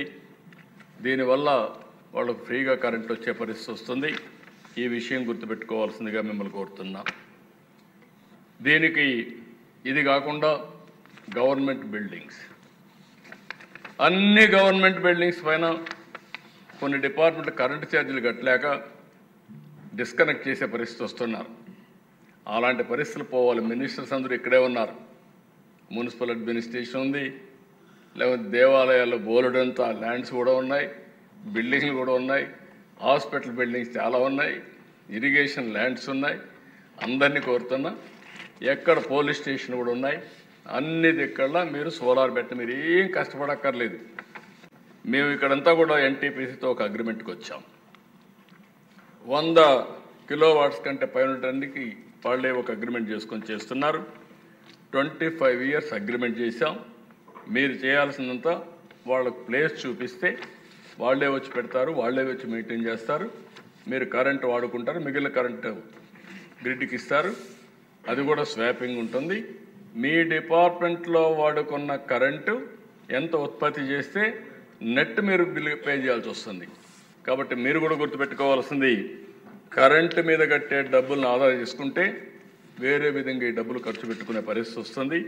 దీనికి కూడా నాంది పలకాల్సిందిగా మిమ్మల్ని అందరినీ కోరుతున్నా. ఇది రూఫ్ టాప్, ఇంటి పైన కరెంటు ఉత్పత్తి చేసుకోవడం. దీనిపైన దగ్గర ఈ సంవత్సరం 20 లక్షల కనెక్షన్స్ ఇవ్వాలనుకుంటున్నాం. ఇక్కడ వాళ్ళందరికీ రిక్వెస్ట్ చేస్తున్నాం. 20 లక్షలంటే దగ్గర 1400 మెగావాట్లు, 1350 1400 మెగావాట్లు. ఈ 1400 మెగావాట్లకు శ్రీకారం చుడుతున్నాం. ఇది కాకుండా ఇంకొక పక్క ఇంకా కొంచెం ఎక్కువ తక్కువ ఉండొచ్చు, 420 4000 మెగావాట్లు. నా క్యాలిక్యులేషన్ తక్కువ ఉంది, కరెక్ట్ కాదు. 4000 మెగావాట్లు కరెంట్ ఉత్పత్తి అవుతుంది. ఒక్క సోలార్ 20 లక్షల ఇండ్ల పైన పెడితే 4000 మెగావాట్లు అదనంగా కరెంట్ ఉత్పత్తి చేసే పరిస్థితి వస్తుంది. అది మన కెపాసిటీ. పొలాలు కూడా అవసరం లేదు, ల్యాండ్స్ అవసరం లేదు, ఇంటిపైనే కరెంట్ ఉత్పత్తి చేసుకునే పరిస్థితి వస్తుంది. నేను ఎన్నికల ముందు కూడా చెప్పాను, democratisation of power generation. Current ఉత్పత్తి చేసుకోవడం నా హక్కు కింద తీసుకొని నాకు కావాల్సిన కరెంటు మనమే ఉత్పత్తి చేసుకుంటాం. రెండోది, కరెంటు ఉత్పత్తి చేసుకున్న సైకిళ్ళు, మోటార్ బైకులు, ఆటోలు, కార్లు ఛార్జింగ్ కూడా చేసుకోవచ్చు. మీరు ఇంట్లో ఛార్జ్ చేసుకుంటే ఎంత లాభం వస్తుందో కూడా చెప్తాను మీకు. నాకు ఇప్పుడు అంతా కూడా మీకు అందరికీ మీకు చెప్పాలి, ప్రజలకు చెప్పాలి, అర్థం చేసుకోవాలి, మళ్ళీ దీన్ని అమలు చేయాలి. ఇది కొంచెం సమయం పడుతుంది, బట్ చేద్దాం. రెండో దిశ పిఎం కుసుమ్. ఇది రెండో కార్యక్రమం. ఇక్కడ వాళ్ళందరినీ ఒకటే కోరుతున్నాం. ఈరోజు 3,85,000 పంప్ సెట్స్ దీన్ని పెట్టాలనుకున్నాం. కేంద్రం యాక్సెప్ట్ చేసింది 2 మోడల్స్. ఇక్కడ రైతులే మీటర్ పెట్టుకొని 7.5 HP వాళ్ళు పవర్ పెట్టుకుంటే, సోలార్ పెట్టుకుంటే 1 పైసా వాళ్ళు ఇవ్వాల్సిన పని లేదు. మనమే డబ్బులు ఇస్తాం. మీటర్ పెట్టుకోవాలైతే వాళ్ళు కరెంట్ ఉత్పత్తి చేసి వాళ్ళు ఎంతకాలంతో వాడుకొని మిగిలిన కరెంటు గ్రిడ్కి ఇవ్వచ్చు. లేదు వాళ్ళ ఇంటికి వాడుకుంటామంటే ఇంటికి కూడా తీసుకెళ్ళచ్చు. ఇక్కడి నుంచి కాదు, ట్రాక్టర్ కూడా మేము ఛార్జ్ చేసుకుంటామంటే ట్రాక్టర్ కానీ వాహనాలు కానీ ఛార్జ్ చేసుకోవచ్చు. వాళ్ళకు అవసరమైన కరెంటు వాడుకొని మిగిలిన కరెంటు మనకి ఇస్తే తీసుకుంటాం. మళ్ళీ అతనికి కరెంట్ లేకపోతే మళ్ళీ కరెంట్ ఇస్తాం. ఈ విషయం మీరు గుర్తుపెట్టుకోండి. రైతులందరికీ విజ్ఞప్తి చేస్తున్నాం, ఇది ఒక అవకాశం. మీకు కరెంటు ఛార్జీలు కట్టే పరిస్థితి లేకుండా మీరే కరెంటు ఉత్పత్తి చేసుకునే అవకాశం వచ్చింది. మీరేం కష్టపడక్కర్లేదు. మీరు ఇచ్చేది అక్కడ భూమి మాత్రం మీ ఇంటి దగ్గర పెట్టుకుంటారు, దాన్ని సక్రమంగా చూసుకుంటారు.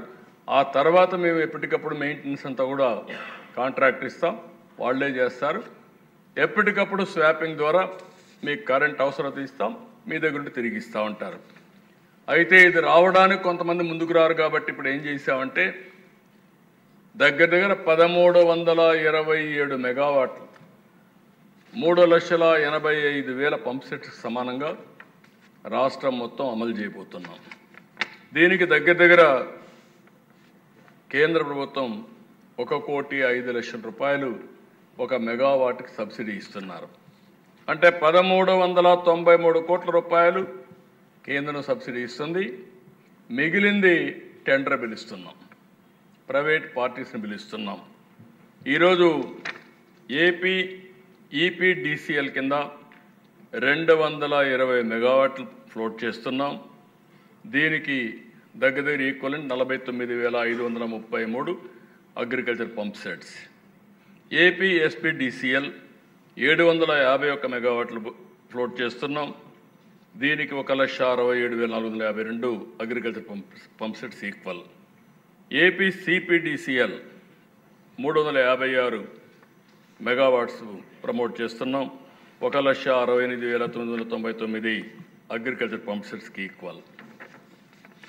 ఎక్కడైతే సబ్స్టేషన్ ఉందో ఆ సబ్స్టేషన్ దగ్గర ఈ పవర్ జనరేషన్ చేయబోతున్నాం. సబ్స్టేషన్ దగ్గర చేస్తే ఒక అడ్వాంటేజ్ ఏంటంటే డిస్ట్రిబ్యూషన్ లాసెస్ తగ్గిపోతాయి. నేరుగా ఈరోజు మీరు చూసినప్పుడు ఒకప్పుడు 40% 50% డిస్ట్రిబ్యూషన్ లాస్ నుంచి ఇప్పుడు కూడా 9% తగ్గించాం. 9.23% ఉంది. అది కూడా అక్కడే చేసిన కరెంటు 1% లేకుంటే 2%, రెండు కూడా ఉండదు, మ్యాక్సిమం అన్నే ఉంటుంది. లెస్ దెన్ 1 or 2 ఉండే పరిస్థితి వస్తుంది. దీనివల్ల గణనీయంగా ట్రాన్స్మిషన్ లాసెస్ తగ్గుతాయి, రిలయబిలిటీ పెరుగుతుంది. వ్యవసాయానికి కావాల్సిన డే టైం కావాలి, ఆ డే టైం వస్తుంది. ఒకవేళ రాకపోతే గ్రిడ్ సపోర్టింగ్ ఉంటుంది, ఎప్పటికప్పుడు గ్రిడ్ సపోర్ట్తో కరెంట్ ఇచ్చే పరిస్థితి వస్తుంది. దీనివల్ల ఎంప్లాయ్మెంట్ కూడా జనరేట్ అవుతుంది, లోకల్గా ఉద్యోగాలు వస్తాయి, రైతులకు రెంటల్ వాల్యూ కూడా వస్తుంది. దీన్ని కూడా ఒక 25 ఏళ్లకు టెండర్ పిలుస్తున్నాం. మెయింటెనెన్స్ టెండర్ని వాళ్ళే మెయింటైన్ చేస్తారు. ఇది కూడా మీరందరూ ప్రమోట్ చేసుకుంటే ఎక్కడెక్కడ పెట్టామని నేను చెప్పాను, దాని ప్రకారం మేము పూర్తి చేస్తామని చెప్పి కూడా నేను మీకు తెలియజేస్తున్నా. ఈ 2 ఆప్షన్స్లో మీరు గుర్తుపెట్టుకోవాల్సింది, ఒకటి రైతుల ముందుకు వస్తే నేను సిద్ధంగా ఉన్నా. రైతులు ముందుకు రాకపోతే ఇమ్మీడియట్గా పవర్ జనరేషన్ కావాలి కాబట్టి మనం సబ్స్టేషన్లో పెట్టి ఈ పవర్ జనరేషన్ చేస్తామని చెప్పి కూడా నేను మీకు తెలియజేస్తున్నా. ఇవి కాకుండా ఈ విధానంలో హైడల్, ఈ రెంటిల్లో మీ పాత్ర ఎక్కువ ఉంది. మొట్టమొదటిసారిగా రూఫ్ టాప్లు ఎక్కువ ఉంది. రెండోది గవర్నమెంటే చేస్తాం కాబట్టి అక్కడ వచ్చినప్పుడు సబ్స్టేషన్లో మీరు సపోర్ట్ చేస్తే ఈజీగా ఉంటుంది. 2 చేయాల్సిన అవసరం ఉంది. ఇంకో పక్కన పోలవరం 960 మెగావాట్లు, lower Sileru hydro electrical project 230 మెగావాట్లు, upper Sileru pumped storage project 1350 మెగావాట్లు. ఇవన్నీ కూడా ఇవి కాకుండా 5 gigawatts pumped storage project joint వెంచర్తో ఎన్హెచ్పిసితో అగ్రిమెంట్ చేశాం. ఈ పనులన్నీ పూర్తి చేస్తే చాలా వరకు ఉపయోగపడుతుంది. ఆంధ్రప్రదేశ్ ఒక అడ్వాంటేజ్ ఉంది, సోలార్ ఉత్పత్తి చేసే కెపాసిటీ మన దగ్గర ఉంది, విండ్ ఎక్కువ వచ్చే అవకాశాలు మన దగ్గర ఉన్నాయి, పంప్డ్ ఎనర్జీ ఎక్కువ వచ్చే అవకాశాలు ఉన్నాయి. డక్కన్ ప్లెటూ ఉంది, రాయలసీమ ఏరియాలో అయితే పైన హైట్ ఉంటుంది, కింద నీళ్లు వాడుకోవచ్చు. నేను అందుకే మీకు చెప్పాను, బనకచర్ల టు పోలవరం అనుసంధానం అయితే నీటి సమస్య కూడా ఉండదు. ఇక్కడ నీళ్లు రొటేషనే, ఒకసారి కిందికి వస్తాయి మళ్ళీ నీళ్లు పైకి లిఫ్ట్ చేస్తారు, మళ్ళీ పవర్ జనరేట్ చేస్తారు. It is a continuous process. ఈ టెక్నాలజీ నేను ఇప్పుడు కదా దిశ సమైక్య ఆంధ్రప్రదేశ్లో 95-97లో రివర్సబుల్ పంప్స్ పెట్టి అప్పట్లోనే left main Srisailam left main కెనాల్లో అప్పుడే పెట్టాం. అప్పటి నుంచి ఆపరేట్ అవుతుంది. అప్పట్లో మాకు అవసరమైంది ఈవినింగ్ టైమే అవసరమయ్యేది, ఆ పీక్ టైంలో దానికోసం పెట్టి చేశాం. ఇప్పుడు 24/7 పంప్డ్ ఎనర్జీ వల్ల చాలా వరకు బ్యాలెన్స్ అవుతుంది. సోలార్ డే టైం వస్తుంది, ఎండ్ ఉంటేనే వస్తుంది. విండ్ గాలి ఉంటేనే వస్తుంది, ఈవినింగ్ టైం వస్తుంది. రెండు మ్యాచ్ కాని సమయం ఉంటుంది. ఆ సమయంలో పంప్డ్ ఎనర్జీ ఆపరేట్ చేస్తాం. Pumped energy of and on కూడా చాలా ఈజీగా ఉంటుంది. సో దట్ రియల్ టైం కూడా ఆపరేట్ చేసే పరిస్థితికి వస్తుంది. ఒకప్పుడు హైడల్ ఉపయోగించేవాళ్ళం, ఇప్పుడు హైడల్ కెపాసిటీ తక్కువ ఉంది కాబట్టి దీన్ని కూడా తీసుకొని ముందుకు పోతామని చెప్పి కూడా నేను మీకు తెలియజేస్తున్నా. ఈరోజు మీరు చూస్తే మన ఈ గవర్నమెంట్లో 24.10 గిగావాట్లు పంప్డ్ స్టోరేజ్ ప్రాజెక్ట్స్ని ఐడెంటిఫై చేసి అవన్నీ కూడా ఏ విధంగా తీసుకుపోతున్నాం. పంప్డ్ ఎనర్జీ అయిన తర్వాత, ఐడిల్ అయిన తర్వాత బ్యాటరీ, ఈ మూడో దీనివల్ల బ్యాటరీతో తప్ప వీలు కాదు. అందుకని 1000 మెగావాట్లు బ్యాటరీ ఎనర్జీని ఎస్టాబ్లిష్ చేయడానికి ముందుకు పోతున్నాం. దీనికి government of India viability gap funding ఇస్తున్నారు. అంటే దగ్గర మీరు చూస్తే 27 లక్షలు ఒక MWHకి వాళ్ళు డబ్బులు ఇస్తున్నారు. 1000 మెగావాట్లకి దగ్గర 270 కోట్ల రూపాయలు గవర్నమెంట్ ఆఫ్ ఇండియా సబ్సిడీ ఇచ్చే పరిస్థితికి వచ్చారు. ఈ వర్క్ కూడా మీరు చూస్తే BESS ఫెసిలిటీ 3 సెంటర్లు పెట్టడానికి ముందుకు వచ్చారు. ఇది గవర్నమెంట్ ఆఫ్ ఇండియానే సెటప్ చేస్తున్నారు. ఇది రీపేమెంట్ టైం కూడా 12 ఇయర్స్ పెట్టుకున్నాం. వాళ్ళకే మనం పే చేస్తూ ఉంటాం. ఒకటి ఆ రీజనల్లో ఎక్కడైతే మనకు బ్యాలెన్సింగ్ ఫ్యాక్టర్ ఉంటుందో చూసుకొని అక్కడ పెడుతున్నాం. ఒకటి జమ్మలమడుగు 400 kVA సబ్స్టేషన్, ఇది జమ్మలమడుగులో ఒకటి. ఇంకొక పక్కన దానికి 225 MW to 450 MWH ఇది పెడుతున్నాం. గని కర్నూల్ 400 kVA సబ్స్టేషన్కి ఇది కూడా 225 450 MWH. కుప్పం 220 kV సబ్స్టేషన్ దగ్గర 50 మెగావాట్ల నుంచి 100 MWH. అంటే కుప్పంలో మేము ఒక ప్రయోగం చేయాలనుకుంటున్నాం. మీరు కూడా వర్కౌట్ చేసిన తర్వాత ఆలోచిస్తాం. ఎవ్రీ ఇంటికి సోలార్ పెట్టి అదే మాదిరిగా ఎంత కావాలనో అంత పవర్ అంతా అక్కడే జనరేట్ చేసి సోలార్ ద్వారా ఈ బ్యాటరీ కూడా పెట్టి పీక్ లోడ్ ఫ్యాక్టర్ని బ్యాలెన్స్ చేయడానికి బయట నుంచి రాకుండా అక్కడే సప్లై చేసే విధంగా ఈ బ్యాటరీ మ్యాచ్ చేస్తున్నాం. ఇది సక్సెస్ అయితే అన్ని నియోజకవర్గాల్లో ఇలాంటి పని చేసుకునే పరిస్థితి వస్తుంది. అయితే ఇక్కడ కొన్ని ప్రాబ్లమ్స్ కూడా ఉన్నాయి. పంప్డ్ ఎనర్జీ కంటే బ్యాటరీ ఎనర్జీ కాస్ట్ ఎక్కువ, అది కూడా మీరు గుర్తుపెట్టుకోవాలి. అంటే ఇక్కడ నేను చూసినప్పుడు ఒక ఎక్సర్సైజ్ మీకు చేశాం. ఆ ఎక్సర్సైజ్ మీరు చూస్తే వెరీ ఇంట్రెస్టింగ్గా కరెంటు ఛార్జీలు ఎట్లా పెరుగుతున్నాయి అన్నప్పుడు 2014 నుంచి 17-18 వరకు ఆవరేజ్ ₹4.40, ₹4.55, ₹4.25, ₹4.40, ₹4.40, మొత్తం ₹4.41 ఉంది unit average cost. Unit cost ఇది production cost average. Purchasing cost production cost కంటే పర్చేసింగ్ కాస్ట్.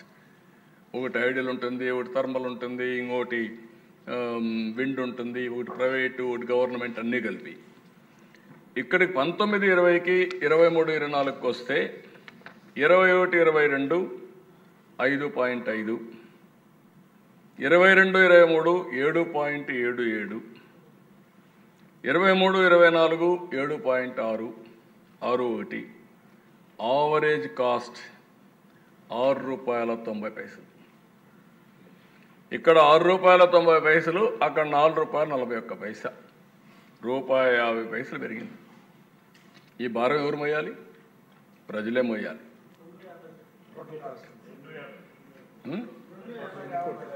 ఎన్ని కోట్ల నేను లెక్కేసి మళ్ళీ చెప్తాను. ఇక్కడ వచ్చింది ఏంటంటే దిశ, ఇక్కడే నాలెడ్జ్. అందరూ ఎమ్మెల్యేలు ఉన్నారు, మీరు కూడా క్యూరియాసిటీగా వింటున్నారు, సంతోషం. వినడమే కాదు, అర్థం చేసుకొని మనం అందరం కొన్ని కొత్త ఆలోచనలు మీరు ఇస్తే ఐ విల్ వెరీ హ్యాపీ. మా డిపార్ట్మెంట్ కూడా నేను ఎప్పుడు పరీక్షలు పెడతానే ఉంటా, ఇప్పుడు కూడా పరీక్షలు పెట్టా, కొంతవరకు తయారు చేసుకొని వస్తున్నారు. ఇవన్నీ ఒక పేపర్ కూడా తయారు చేసి మీకు అందరికి ఇస్తాం. సోలార్ ఉత్పత్తి చేయాలంటే యాజ్ ఆన్ టుడే అరౌండ్, నేను ఎగ్జాక్ట్గా చెప్పడం లేదు, ఇట్ ఆల్ డిపెండ్స్ అపాన్ సప్లయర్ని బట్టి, కాంపిటీషన్ బట్టి వస్తుంది. ₹2.60. విండ్ తయారు కావాలంటే ₹3.60. థర్మల్ చేయాలంటే ₹7.06, ₹7.5, ₹8 కూడా. ఒక చిన్న ఎగ్జాంపుల్ మీరు గుర్తుపెట్టుకోండి. పిట్ హెడ్, ఎక్కడైతే కోల్ మైన్ ఉంటే అక్కడ కానీ ప్లాంట్ పెట్టి అక్కడి నుంచి నేరుగా ట్రాన్స్మిషన్లో తీసుకొస్తే ₹1 తగ్గుతుంది. అదే అక్కడ పెట్టకుండా కోల్ తీసుకొచ్చి ఇక్కడ తయారు చేస్తానంటే ₹1 పెరుగుతుంది యూనిట్కి. That is the money. అదే మరిగా రాబోయే రోజుల్లో కూడా కోల్ మైన్స్ పెట్టింది, థర్మల్ పెట్టింది, రా మెటీరియల్ ఒక పక్కన, ఆపరేషన్ కాస్టు, అదే మరిగా ఫిక్స్డ్ కాస్ట్, ఇవన్నీ కలిపి ₹7, ₹8 అవుతాయి. ఇంకొక పక్కన పంప్డ్ స్టోరేజ్ ₹2.91 పడతా ఉంది. కానీ ₹2.91 సోలార్, రెండో కలిపితే ఎక్కువ అవుతుంది. అదే నేను చెప్పాను మీకు, ₹5.01 Greenko average cost. Solar, wind plus pumped energy hybrid మోడల్లో ముందుకు పోయారు, వాళ్ళు తయారు చేసే పరిస్థితి వచ్చారు. ఇది ఓన్లీ పంప్డ్ స్టోరేజ్ అయితే ₹2.91. ఓన్లీ బిఎస్ అంటే బ్యాటరీ అయితే ఇంకొంచెం ఎక్కువ అవుతుంది, ₹3.10, ₹20 టెస్ట్ చేయాలి దీన్ని, ఇంకొంచెం ఎక్కువ అవుతుంది. ఇక్కడ మీరు గుర్తుపెట్టుకోవాల్సింది, సోలార్ తక్కువ, విండ్ దానికంటే ఎక్కువ, ఇంకొక పక్కన థర్మల్ అన్నింటికంటే ఎక్కువ, పంప్డ్ ఎనర్జీ 3వ 4వ ప్లేస్ వస్తుంది, 5వ ప్లేస్ వచ్చి 4వ ప్లేస్ వచ్చి బ్యాటరీ. ఇవి ఫైన్ ట్యూన్ చేసి బ్యాలెన్స్ చేయాలి. యూనిక్ ఫ్యాక్టర్స్ ఉన్నాయి ఇక్కడ. ఒకటి సోలార్ ఓన్లీ డే టైం, ఎండ లేకపోతే లేదు, విండ్ గాలి వస్తేనే కరెంటు. మూడోది థర్మల్ 24/7. ఓసారి థర్మల్ ఆఫ్ చేస్తే మళ్ళా 2 రోజులు పడుతుంది ఛార్జ్ చేయాలంటే. థర్మల్లో వచ్చిన ప్రాబ్లం ఏంటంటే కంటిన్యూ చేయాలి, కానీ 60% ఆపరేట్ చేసి దాన్ని 90% తీసుకెళ్ళచ్చు ఇమీడియట్గా. That is another advantage. అదే మరిగా నేను ముందే చెప్పాను, హైడ్రల్ కానీ పంపు కానీ ఎప్పుడైనా సరే ఆన్ చేయొచ్చు. జస్ట్ లైక్ సోలార్ లింక్ చేసుకునే పరిస్థితి వస్తుంది. బ్యాటరీ ఎప్పుడు స్టోరేజ్ చేసినా లింకింగ్ చాలా ఈజీగా ఉంటుంది. ఇది ఈ విషయంలో ఇక్కడే మెంబర్స్ అందరినీ కోరుతున్నా. దీన్ని నేను అనునిత్యం మా వాళ్ళందరినీ పెట్టి దీనికి ఒక ఎక్సర్సైజ్ చేస్తున్నాం. ఇది కాకుండా దిశ ఇంకొక పక్క మీరు చూస్తే ఎలక్ట్రికల్ వెహికల్స్, ఇక్కడవన్నీ ఓకే, కానీ ఎలక్ట్రికల్ వెహికల్స్లో మనం ఇంకా తక్కువ, చాలా వెనకానున్నాం. దేశమే వెనకానుంది, మనం కూడా వెనకానున్నాం. దీన్ని కూడా ఎందుకు నేను ఈ మాట అంటున్నానంటే, గ్రీన్ ఎనర్జీ కోసం ముందుకు బయటపడి ఎలక్ట్రికల్ వెహికల్స్ పోవాల్సిన అవసరం ఉంది. మన పాలసీలో కూడా 5,000 public servicing stations, charging stations పెట్టాం. అది ఇమీడియట్గా వర్క్ స్టార్ట్ చేయమంటున్నా. ఒక టైం బౌండ్ ప్రోగ్రామ్ ఇస్తాం. 30 కిలోమీటర్కి ఒక ఛార్జింగ్ స్టేషన్, సిటీస్లో 3x3 కిలోమీటర్లకు ఒక ఛార్జింగ్ స్టేషన్ పెట్టి ఈ మొబిలిటీ కింద ఆల్ వెహికల్స్, ఏది స్కూటర్లు కానీ, మోటార్ బైక్లు కానీ, కార్లు కానీ, చిన్నవి కానీ, బస్సులు కానీ అన్నీ కూడా ఎలక్ట్రికల్ పోవాలని చెప్పి ఆలోచిస్తున్నాం. ఇది జరిగితే చాలా వరకు మీరు చూసినప్పుడు కార్బన్ ఫుట్ ప్రింట్ తగ్గే పరిస్థితి వస్తుంది, సస్టైనబుల్ ట్రాన్స్పోర్టేషన్ వస్తుంది. దీనివల్ల చాలా అడ్వాంటేజెస్ వచ్చే పరిస్థితి వస్తుంది. కాబట్టి దీనికి కూడా ముందుకు పోతున్నాం అని చెప్పి కూడా నేను మీకు తెలియజేస్తున్నా. అయితే ఆ దిశ ఇక్కడ ఒక చిన్న ఎక్సర్సైజ్ మేము చేశాం. ఆ ఎక్సర్సైజ్లో మీరు చూస్తే విజయవాడ నుంచి తిరుపతికి పోవాలంటే 437 కిలోమీటర్లు. ఊరికి రఫ్గా చేశారు. ఇప్పుడే కూర్చొని పెట్టి మా వాళ్ళ దగ్గర చేపించాను. దీన్ని 1 లీటర్ పెట్రోలు డీజిల్ 89 కిలోమీటర్లు వస్తుంది. పెట్రోల్ 110 రూపాయలు, డీజిల్ 98 రూపాయలు, 55 లీటర్లు కావాలి. 55 లీటర్లు పెట్రోల్ కార్ అయితే 6050, డీజిల్ కార్ అయితే 5390 రూపాయలు. అంటే కిలోమీటర్కి 12 రూపాయలు అవుతుంది ఇదైతే. అదే కానీ మీ ఇంట్లో కరెంట్ తయారు చేసుకుంటే, రాత్రి ఛార్జ్ చేసుకుంటే ఉచితం రూపాయి. అంటే ఇన్ని కిలోమీటర్లు పోకపోవచ్చు, కానీ ఆ అడ్వాంటేజ్. అదే మరిగా ఈరోజు దీనికి కావాల్సింది 63 యూనిట్లు కావాలి. విజయవాడ తిరుపతి 63 × 7 కిలోమీటర్లు వేసుకుంటే 441 కిలోమీటర్లు వస్తుంది. ఓన్గా తయారు చేసుకుంటే చాలా తక్కువ, 1 రూపాయితో అయితే 12 రూపాయలతో అయిపోతుంది. లేదు కమర్షియల్ చేస్తే 3.5 టైమ్స్ ఎక్కువ అవుతుంది యాజ్ ఆన్ టుడే. దానికి చూస్తే కిలోమీటర్కి 3 రూపాయలు 50 పైసలు పడుతుంది. ఓవరాల్గా ఏ లెక్కన వేసుకున్నా electrical vehicles are cheaper, cost effective compare to petrol and diesel. కానీ ఇక్కడ ఒక ప్రాబ్లం కూడా ఉంది. ఆ ప్రాబ్లం ఏంటంటే ప్రభుత్వానికి ఆదాయం వచ్చేది ఒక రెంట్లోనే, పెట్రోలు, డీజిల్, ఎక్సైజ్. అప్పుడు ఏం చేయాలనేది మనం ఆలోచించుకోవాల్సిన అవసరం ఉంది. అంటే సమర్థత పెరగాలి, ప్రజలపైన భారం తగ్గాలి, ఇద్దరికి కలిసి వెసులుబాటు రావాలి. మనం చేసే వెల్ఫేర్ని చేయాలి, వల్నరబుల్ సెక్షన్స్ ఆదుకోవాలి. అదే సమయంలో ఎక్కడికక్కడ వాళ్ళకు కూడా వెసులుబాటు రావాలి. పవర్ అనేది మేజర్ ఇష్యూ అవుతుంది భవిష్యత్తులో, ఎన్విరాన్మెంట్ సస్టైనబిలిటీ కానీ ఇవన్నీ. అందుకే అధ్యక్ష ఈరోజు మీ అందరి ముందర పెడుతున్నా 160 గిగావాట్ల పవర్ రెన్యూవబుల్ ఎనర్జీకి మనం ఒక కమిట్మెంట్ తీసుకున్నాం. 5 ఏళ్లలో ఒక పాలసీ తీసుకొచ్చాం. 10 లక్షల కోట్ల రూపాయలు పెట్టుబడి, 7,50,000 మందికి ఉద్యోగాలు. దీనికోసం మనం ముందుకు పోతున్నాం. ఇందులో బ్రేకప్ కూడా చూస్తే 72.6 గిగావాట్ల రెన్యూవబుల్ ఎనర్జీ, 40 దాంట్లో కూడా బ్రేకప్ మళ్ళీ 40 GW solar, 20 GW wind, 12 GW pumped storage, 0.6 GW bio energy. ఇవన్నీ కూడా ఈ 5 ఏళ్లలో ఉత్పత్తి చేయాలనేది ఈ ప్రభుత్వం యొక్క కమిట్మెంటు. మొన్నే మేము దీన్ని ఒక అగ్రిమెంట్ కింద చేసుకున్నాం. ఇప్పటి వరకు మీరు చూస్తే 5,19,000 కోట్ల రూపాయల పెట్టుబడులు వచ్చాయి. రెన్యూవబుల్ ఎనర్జీలో 47.82 గిగావాట్లు వచ్చింది, 13.79 సోలార్, 9.93 గిగావాట్లు విండ్, ఇంకో పక్కన 24.10 పంప్డ్ స్టోరేజ్ కోసం వచ్చాయి. అవన్నీ కూడా శాంక్షన్ చేశాం. దీనివల్ల 3,70,000 మందికి ఉద్యోగాలు వస్తాయి. అంటే ఈ 5 లక్షల కోట్ల రూపాయల పెట్టుబడులు వచ్చి ఇప్పటికి పనులు ప్రారంభమైనట్టు అయితే 3,70,000 మందికి వస్తాయి. ఇది కంటిన్యూ చేస్తున్నాం. ఇవి కాకుండా నిన్న కొన్ని ఇన్వెస్ట్మెంట్లు వచ్చాయి మళ్ళీ.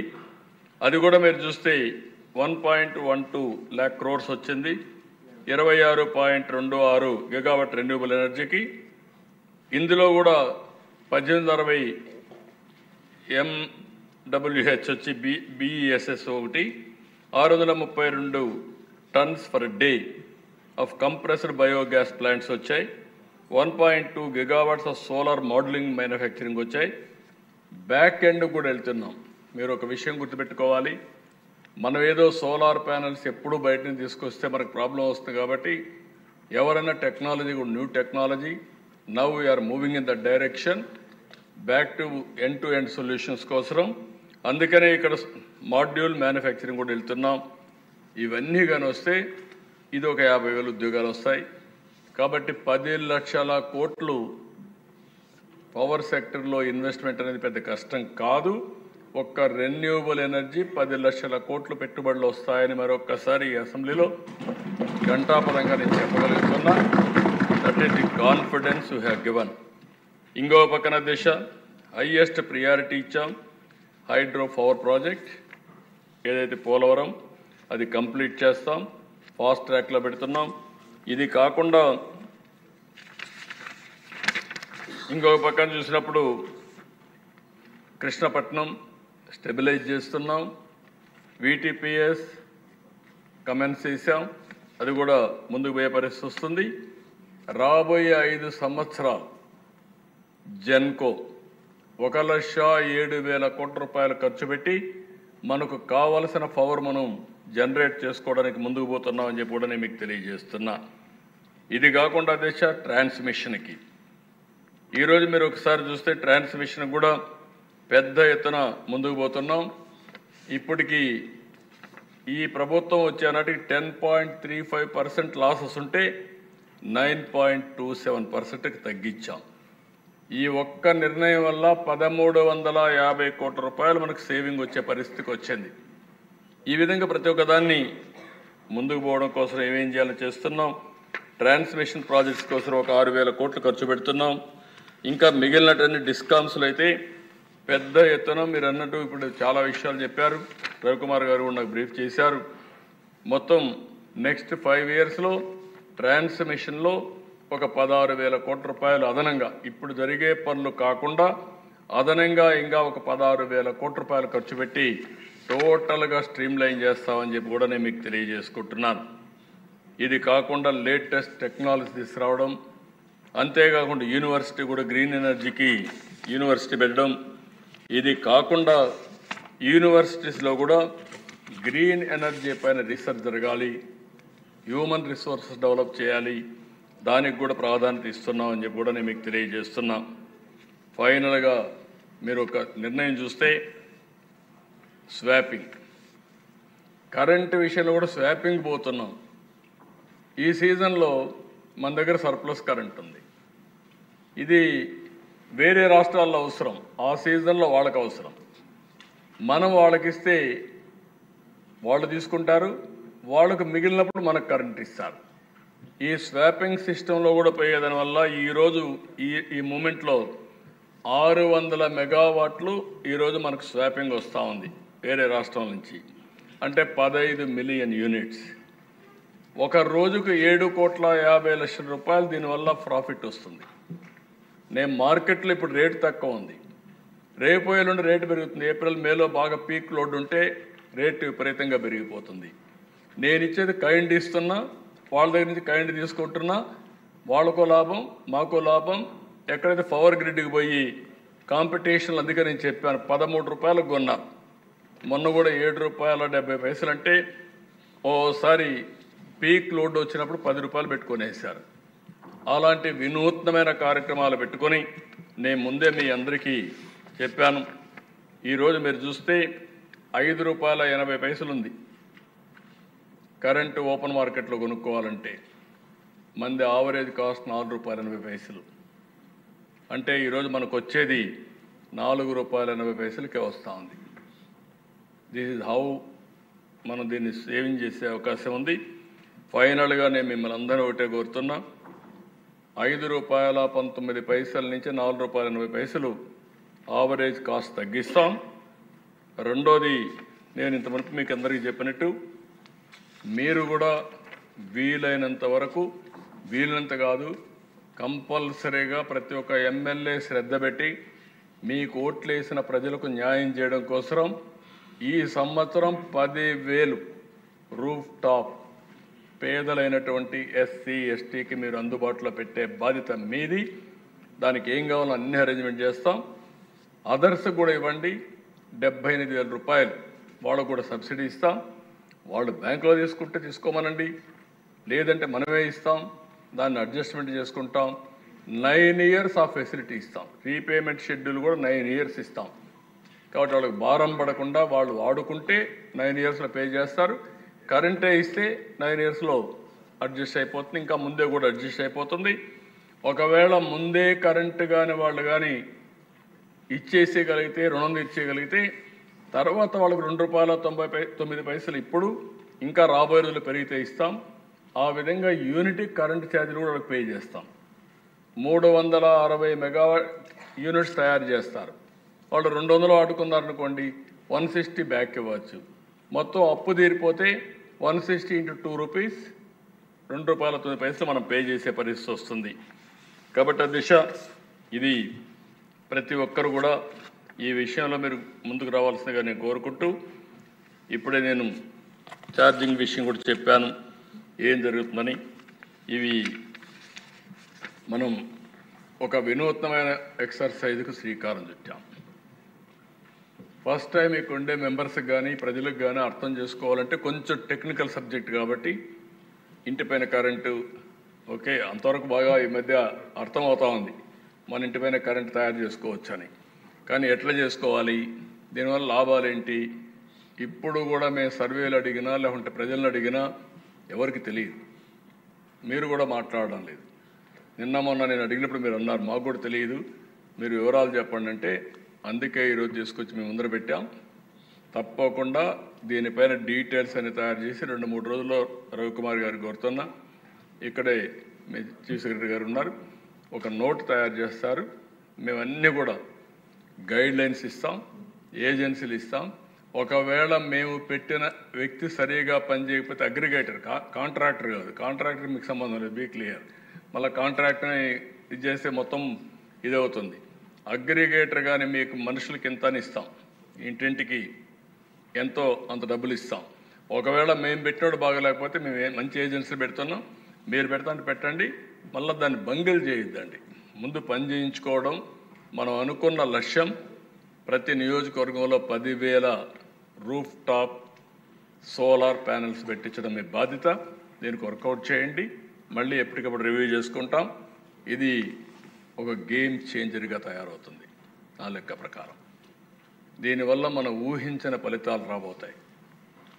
1 కాస్ట్, 2 వెహికల్స్ అన్నీ కానీ మనం చేయగలిగితే sustainability, carbon emissions, pollution control, quality of life, ఒక పక్క నేచురల్ ఫార్మింగ్, ఒక పక్క గ్రీన్ ఎనర్జీ, ఇంకో పక్క గ్రీన్ కవర్. ఇవి చేయగలిగితే స్టేట్లో మనం ఊహించిన పరిణామాలు డిఫరెంట్గా ఉంటాయి. దయచేసి everything is possible, technology is available, funds are available, only willingness is important. ఇంత మునుపు నేను చెప్పాను 30 ఏళ్ల చరిత్ర. మనం ఒక చరిత్ర క్రియేట్ చేయడానికి శ్రీకారం చుడుతున్నాం ఈ రోజు నుంచి, ఈ అసెంబ్లీ నుంచే. దయచేసి అందరూ ఇంట్రెస్ట్ తీసుకోండి. ఇది కష్టమైన పని కాదు, మనసు పెడితే చాలు, మీరేం కాంట్రిబ్యూట్ చేయక్కర్లేదు. మన బాధ్యత కింద మనం వెళ్ళినప్పుడు ఈ డీటెయిల్స్ పదే చెప్పి, వివిధ రాజకీయ పార్టీలు ఉన్నాం, మన కార్యకర్తలు కూడా చెప్దాం, వాళ్ళు కూడా ఇన్వాల్వ్ చేయండి. వాళ్ళని ఇన్వాల్వ్ చేసి వాళ్ళు పెట్టుకోవాలి కూడా ఇద్దాం. ఇది ఒకరికి ఇవ్వాలి ఒకరికి ఇవ్వకూడదని రూల్ ఏం లేదు. ఫస్ట్ కమ్ ఫస్ట్ సర్వ్, ఎవరు ముందుకు వస్తే వాళ్ళకు ఇస్తాం. ఎస్సీ ఎస్టీలు అయితే 100%, ఎంత ఆర్థికంగా ఉన్నా పర్వాలేదు 100% ఇస్తాం. అదర్స్ అయితే బీసీలకు కూడా 78,000 3 కిలోవాట్స్, 2 పెట్టుకుంటే 2 పెట్టుకోమనండి, 60,000 ఇస్తాం. కాబట్టి ఇవన్నీ కూడా వర్కౌట్ చేసి మీరు ఒక స్కీమ్ కింద ముందు తీసుకెళ్ళండి. మైనారిటీస్ అందరికీ, ఒకరికని కాదు, మైనారిటీస్ అందరికీ ఇస్తాం. నో 3 కిలోవాట్స్, 2 కిలోవాట్ ఫ్రీ అంటే దానికి 50,000 అవుతుంది. తిరిగి ఆ కరెంట్ ఇవ్వాలి. కరెంట్ ఇస్తే ఫ్రీగానే ఉంటుంది, కరెంట్ వాడుకోవచ్చు. ఆ కరెంట్ తిరిగి మిగిలింది కానీ సర్ప్లస్ ఇస్తే ఫ్రీగానే వస్తుంది. నేను అందుకే చెప్పాను 9 ఇయర్స్ తిరిగి ఆ కరెంట్ ఇస్తే అందరికి ఫ్రీనే. యాజ్ ఆన్ టుడే ఎవరికి భారం లేదు. వాడుకునే దాన్ని బట్టి ఎక్కువ నువ్వు ఏసీలు పెట్టుకున్నప్పుడు దానికి తగిన విధంగా కొంత పే చేసుకోవాల్సి వస్తుంది. ఇది ఒక గేమ్ చేంజర్. నేను ఏమంటానంటే ప్రతి ఒక్క ఇల్లు ఒక 1000 రూపాయల కరెంట్ ఛార్జీ కట్టే పరిస్థితి ఉంటే మీరే మనసు పెట్టి చేసుకోగలిగితే ఆ 1000 రూపాయలు మిగిలితే సంవత్సరానికి 12,000. 500 మిగిలిన సంవత్సరానికి 6,000 రూపాయలు. This is the money. ఆ ఆలోచన మీరందరూ చేస్తే ఇది సాధ్యమని చెప్పి మరొక్కసారి తెలియజేసుకుంటూ ఈరోజు ఈ అవకాశాన్ని ఇచ్చిన మిమ్మల్ని మనస్ఫూర్తిగా అభినందిస్తూ, అదే మరిగా రాష్ట్రంలో ఉండే ప్రజలందరికీ విజ్ఞప్తి చేస్తున్నా, దీన్ని అర్థం చేసుకోండి, సహకరించండి. మీరు కూడా ముందుకొచ్చి అమలు చేస్తే మనం అనుకున్న లక్ష్యాన్ని తొందరలో చేరుకుంటామని చెప్పి విజ్ఞప్తి చేస్తూ, ఓకే కాబట్టి ఒక 2 నిమిషాలు. కాబట్టి అధ్యక్ష, ఎవరన్నా ఒకరిద్దరు సభ్యులు ఏదైనా ఉంటే వాళ్ళ అనుభవాలు ఉంటాయి చేసి చెప్తామనంటే వింటాం, కానీ ఆగరండి, అందరూ ఉత్సాహంగా ఉన్నారు. ఉత్సాహంగా కాదు, అమలు చేసిన వాళ్ళు సక్సెస్ స్టోరీస్ ఉంటే చెప్పండి, ఊట్రుండి కాదు, పెద్ద ఎత్తున చేసుంటే.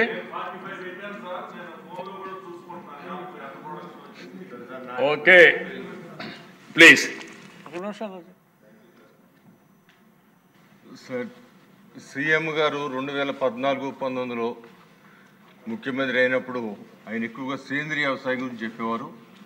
ఆ రోజు నేను 15 ఎకరాలు ప్రత్యేకంగా చంద్రబాబు గారి మాట మీద ఉన్న నమ్మకం, ఆ శక్తి మీద నాకున్న నమ్మకంతో నేను ఆ వ్యవసాయం చేశాను. తర్వాత ఇప్పుడు ఈ 2024 తర్వాత ఈ సోలార్ గురించి చెబుతూ ఉంటే ఖచ్చితంగా దీని మీద కూడా చేయాలని చెప్పి మొట్టమొదటిగా నా ఇంట్లో పెట్టడం జరిగింది సోలారు.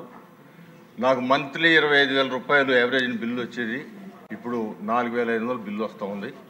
దానికి 6 లక్షల రూపాయలు నేను ఖర్చు పెట్టాను. దాని యొక్క సక్సెస్ చూసి నా ఆఫీస్కి కూడా సోలార్ పెట్టడం జరిగింది. ఆఫీస్లో 12-15 వేలు వచ్చే కరెంటు ఇవాళ 2,000 అలా వస్తుంది.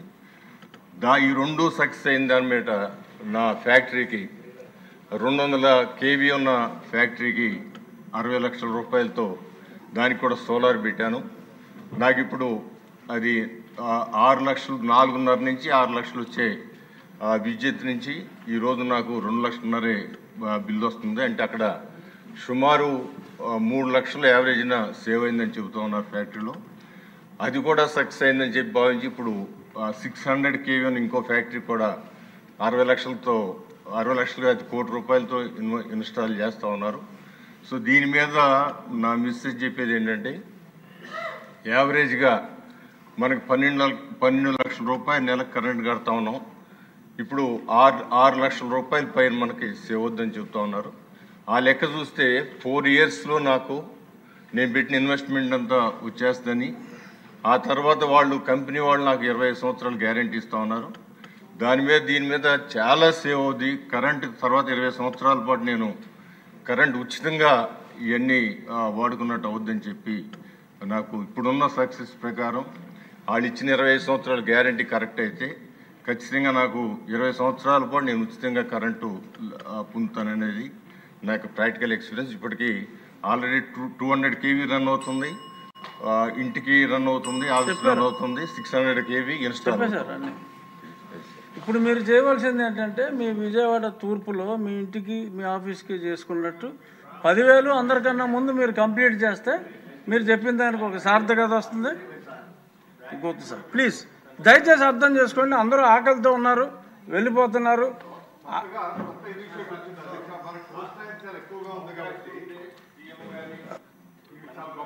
అధ్యక్ష, వీటితో పాటు ఈ మధ్య ఐఐటి మద్రాసు, హెచ్పిసిఎల్ కలిపి వేవ్ ఎనర్జీ అని చెప్పి కోస్ట్ లైన్లో మనకు ఎక్కువ ఉంది కాబట్టి 960 కిలోమీటర్లు కాబట్టి వేవ్ ఎనర్జీతో ఎనర్జీ కొత్తగా క్రియేట్ చేస్తున్నారు అధ్యక్ష.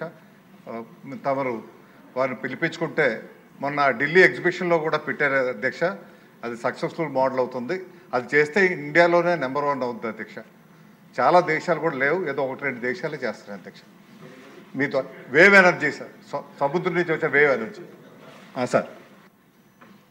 చెప్పండి సార్. ఎనీబడి అంటే ఎవ్రీబడి వచ్చేస్తారు సార్.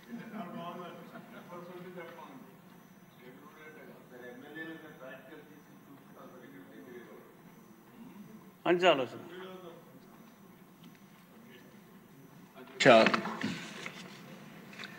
ఇప్పుడే రామకృష్ణ గారు చెప్పింది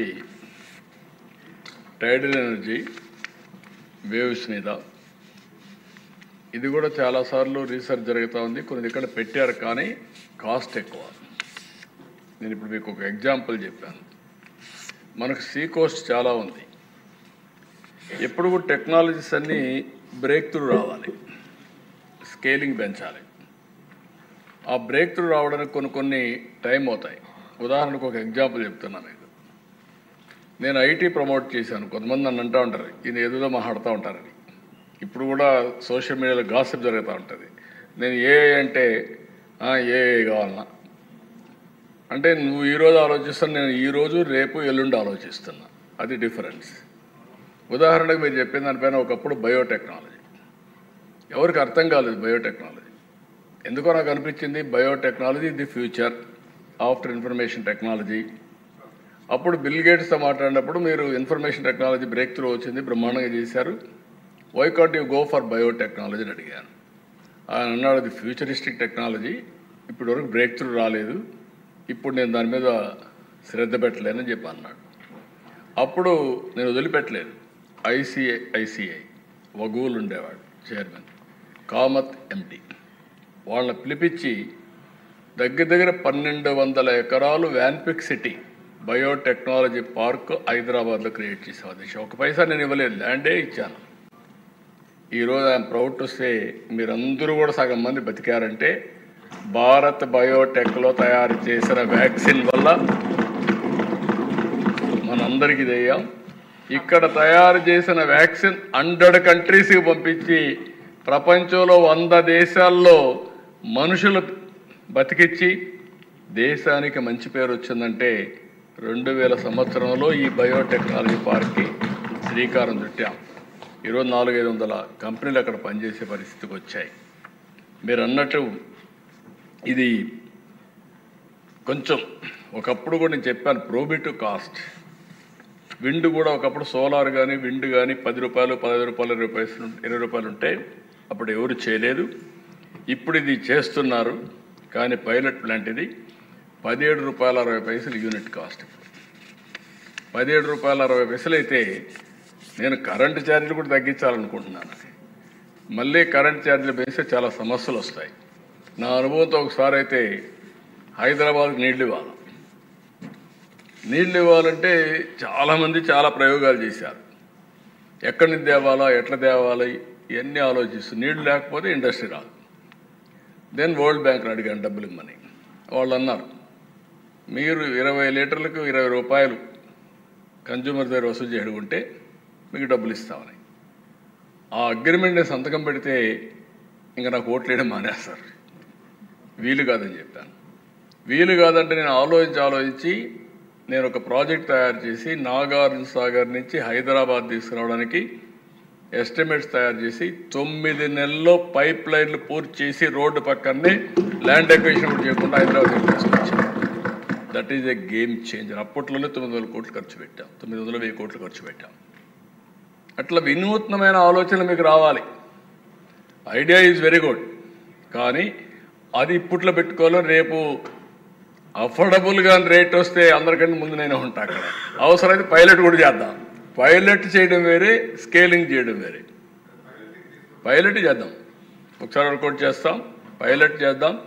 ఆల్ పైలట్స్ ఫ్యూచరిస్టిక్ టెక్నాలజీస్ ఏమొచ్చినా దాన్ని ఆంధ్రప్రదేశ్లో ప్రయోగం చేయడానికి సిద్ధంగా ఉన్నాయి. ఈవెన్ న్యూక్లియర్ ఎనర్జీ కూడా సిద్ధంగా ఉన్నా. ఇప్పుడు స్మాలర్ న్యూక్లియర్ ప్లాంట్స్ వస్తున్నాయి. అది కూడా రాబోయే రోజుల్లో కాస్ట్ ఎఫెక్టివ్గా ఉంటుంది. దీని మీద కొంతమంది కొన్ని అనుమానాలు ఉన్నాయి. మీకు శ్రీకాకుళంలో ఎప్పుడో అనుకున్నాం ఆ కోవాడ దగ్గర, అది ఇంకా కాలేదు. మన ఎమ్మెల్యే ఈశ్వరరావు గారి కాన్స్టిట్యున్సీ అక్కడ ఉంది, ఆ ప్రాబ్లం ఉంది. అక్కడ ఇప్పుడు కూడా ముందు ప్రపోజల్స్ ఉన్నాయి. అక్కడ వీలైతే 1 or 2 ప్లేసెస్లో స్మాలర్ యూనిట్స్ని బిగ్ సైజ్ కాకుండా పెట్టగలిగితే చాలా బాగుంటుందని చెప్పి ఆలోచన ఉంది. మొన్న కూడా ప్రధానమంత్రి గారు మాట్లాడినప్పుడు ఒకసారి నాతో రెఫర్ చేశారు. ప్రధానమంత్రి గారు కూడా రెఫర్ చేశారు. ఇప్పుడు ఒక ఎన్టీపీసీతో ఒక జాయింట్ వెంచర్ కూడా పెట్టుకొని అవసరమైతే మనం అక్కడ చేసే అవకాశాలు ఉన్నాయి. Will work it out.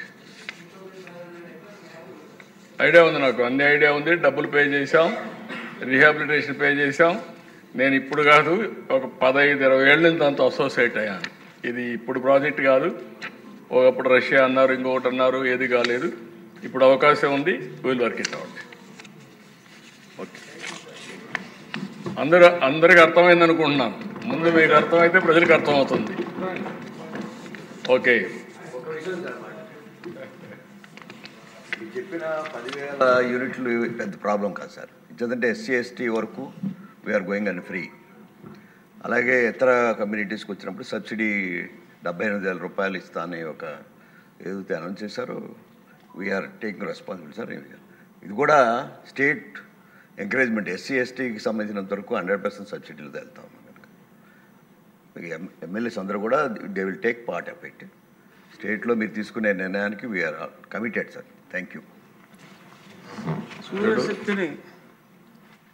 సూర్యశక్తిని పూర్తిగా ఒడిసిపట్టి అన్ని రకాల ఇంధన అవసరాలు తీర్చే విధంగా ముందుకెళ్లే విధంగా గౌరవనీయ ముఖ్యమంత్రి గారు చక్కటి ఆలోచనతో మంచి ప్రజెంటేషన్ ఇచ్చారు.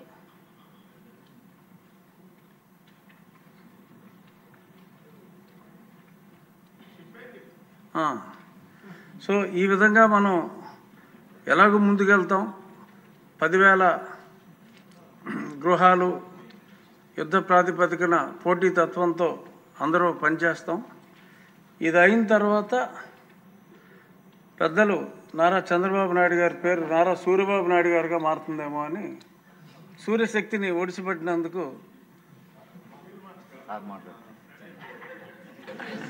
మీరేదో కరెంటు షాక్ ఇవ్వాలనుకుంటున్నాను. సూర్యశక్తిని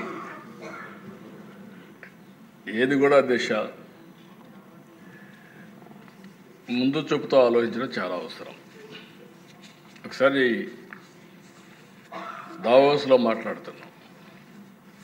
మాట్లాడుతూ ఉంటే గ్లోబల్ వార్మింగ్లో నేచురల్ ఫార్మింగ్ కూడా ఇంపార్టెంట్ అని చెప్పి డిస్కషన్ వచ్చింది.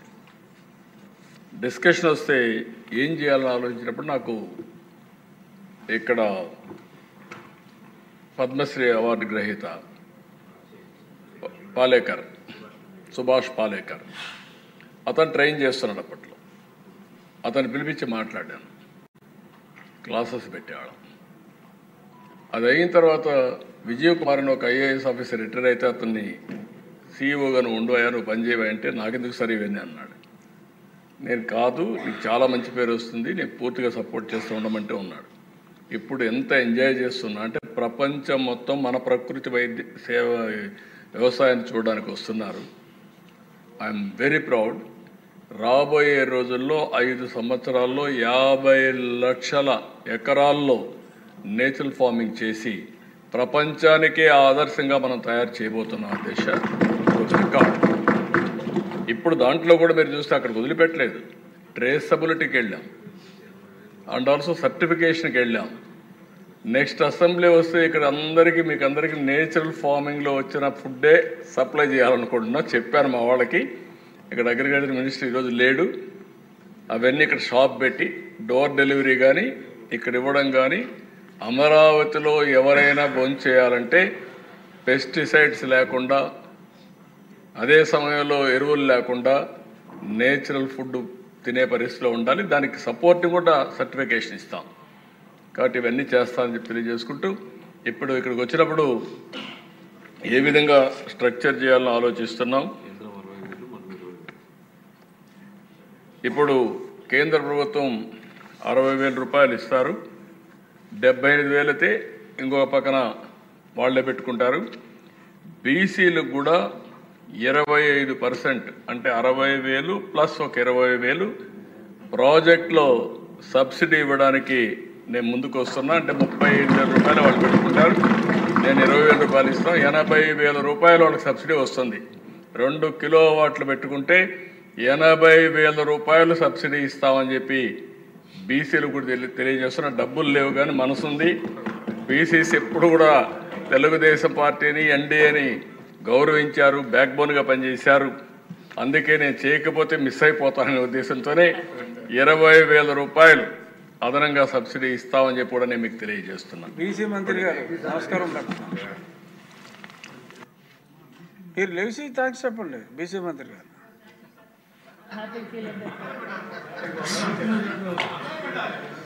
ఇప్పుడు లంచ్ బ్రేక్ అంటే ఈ మంత్రులు డిమాండ్స్ కంప్లీట్ చేయవలసిన అవసరం ఉంది. అంచేత మీరందరూ సహకరిస్తే 3:30కి అసెంబ్లీ అయ్యి 4:15 కల్లా క్లోజ్ చేసేద్దాం. ఉంటానంటున్నారా? సంతోషం.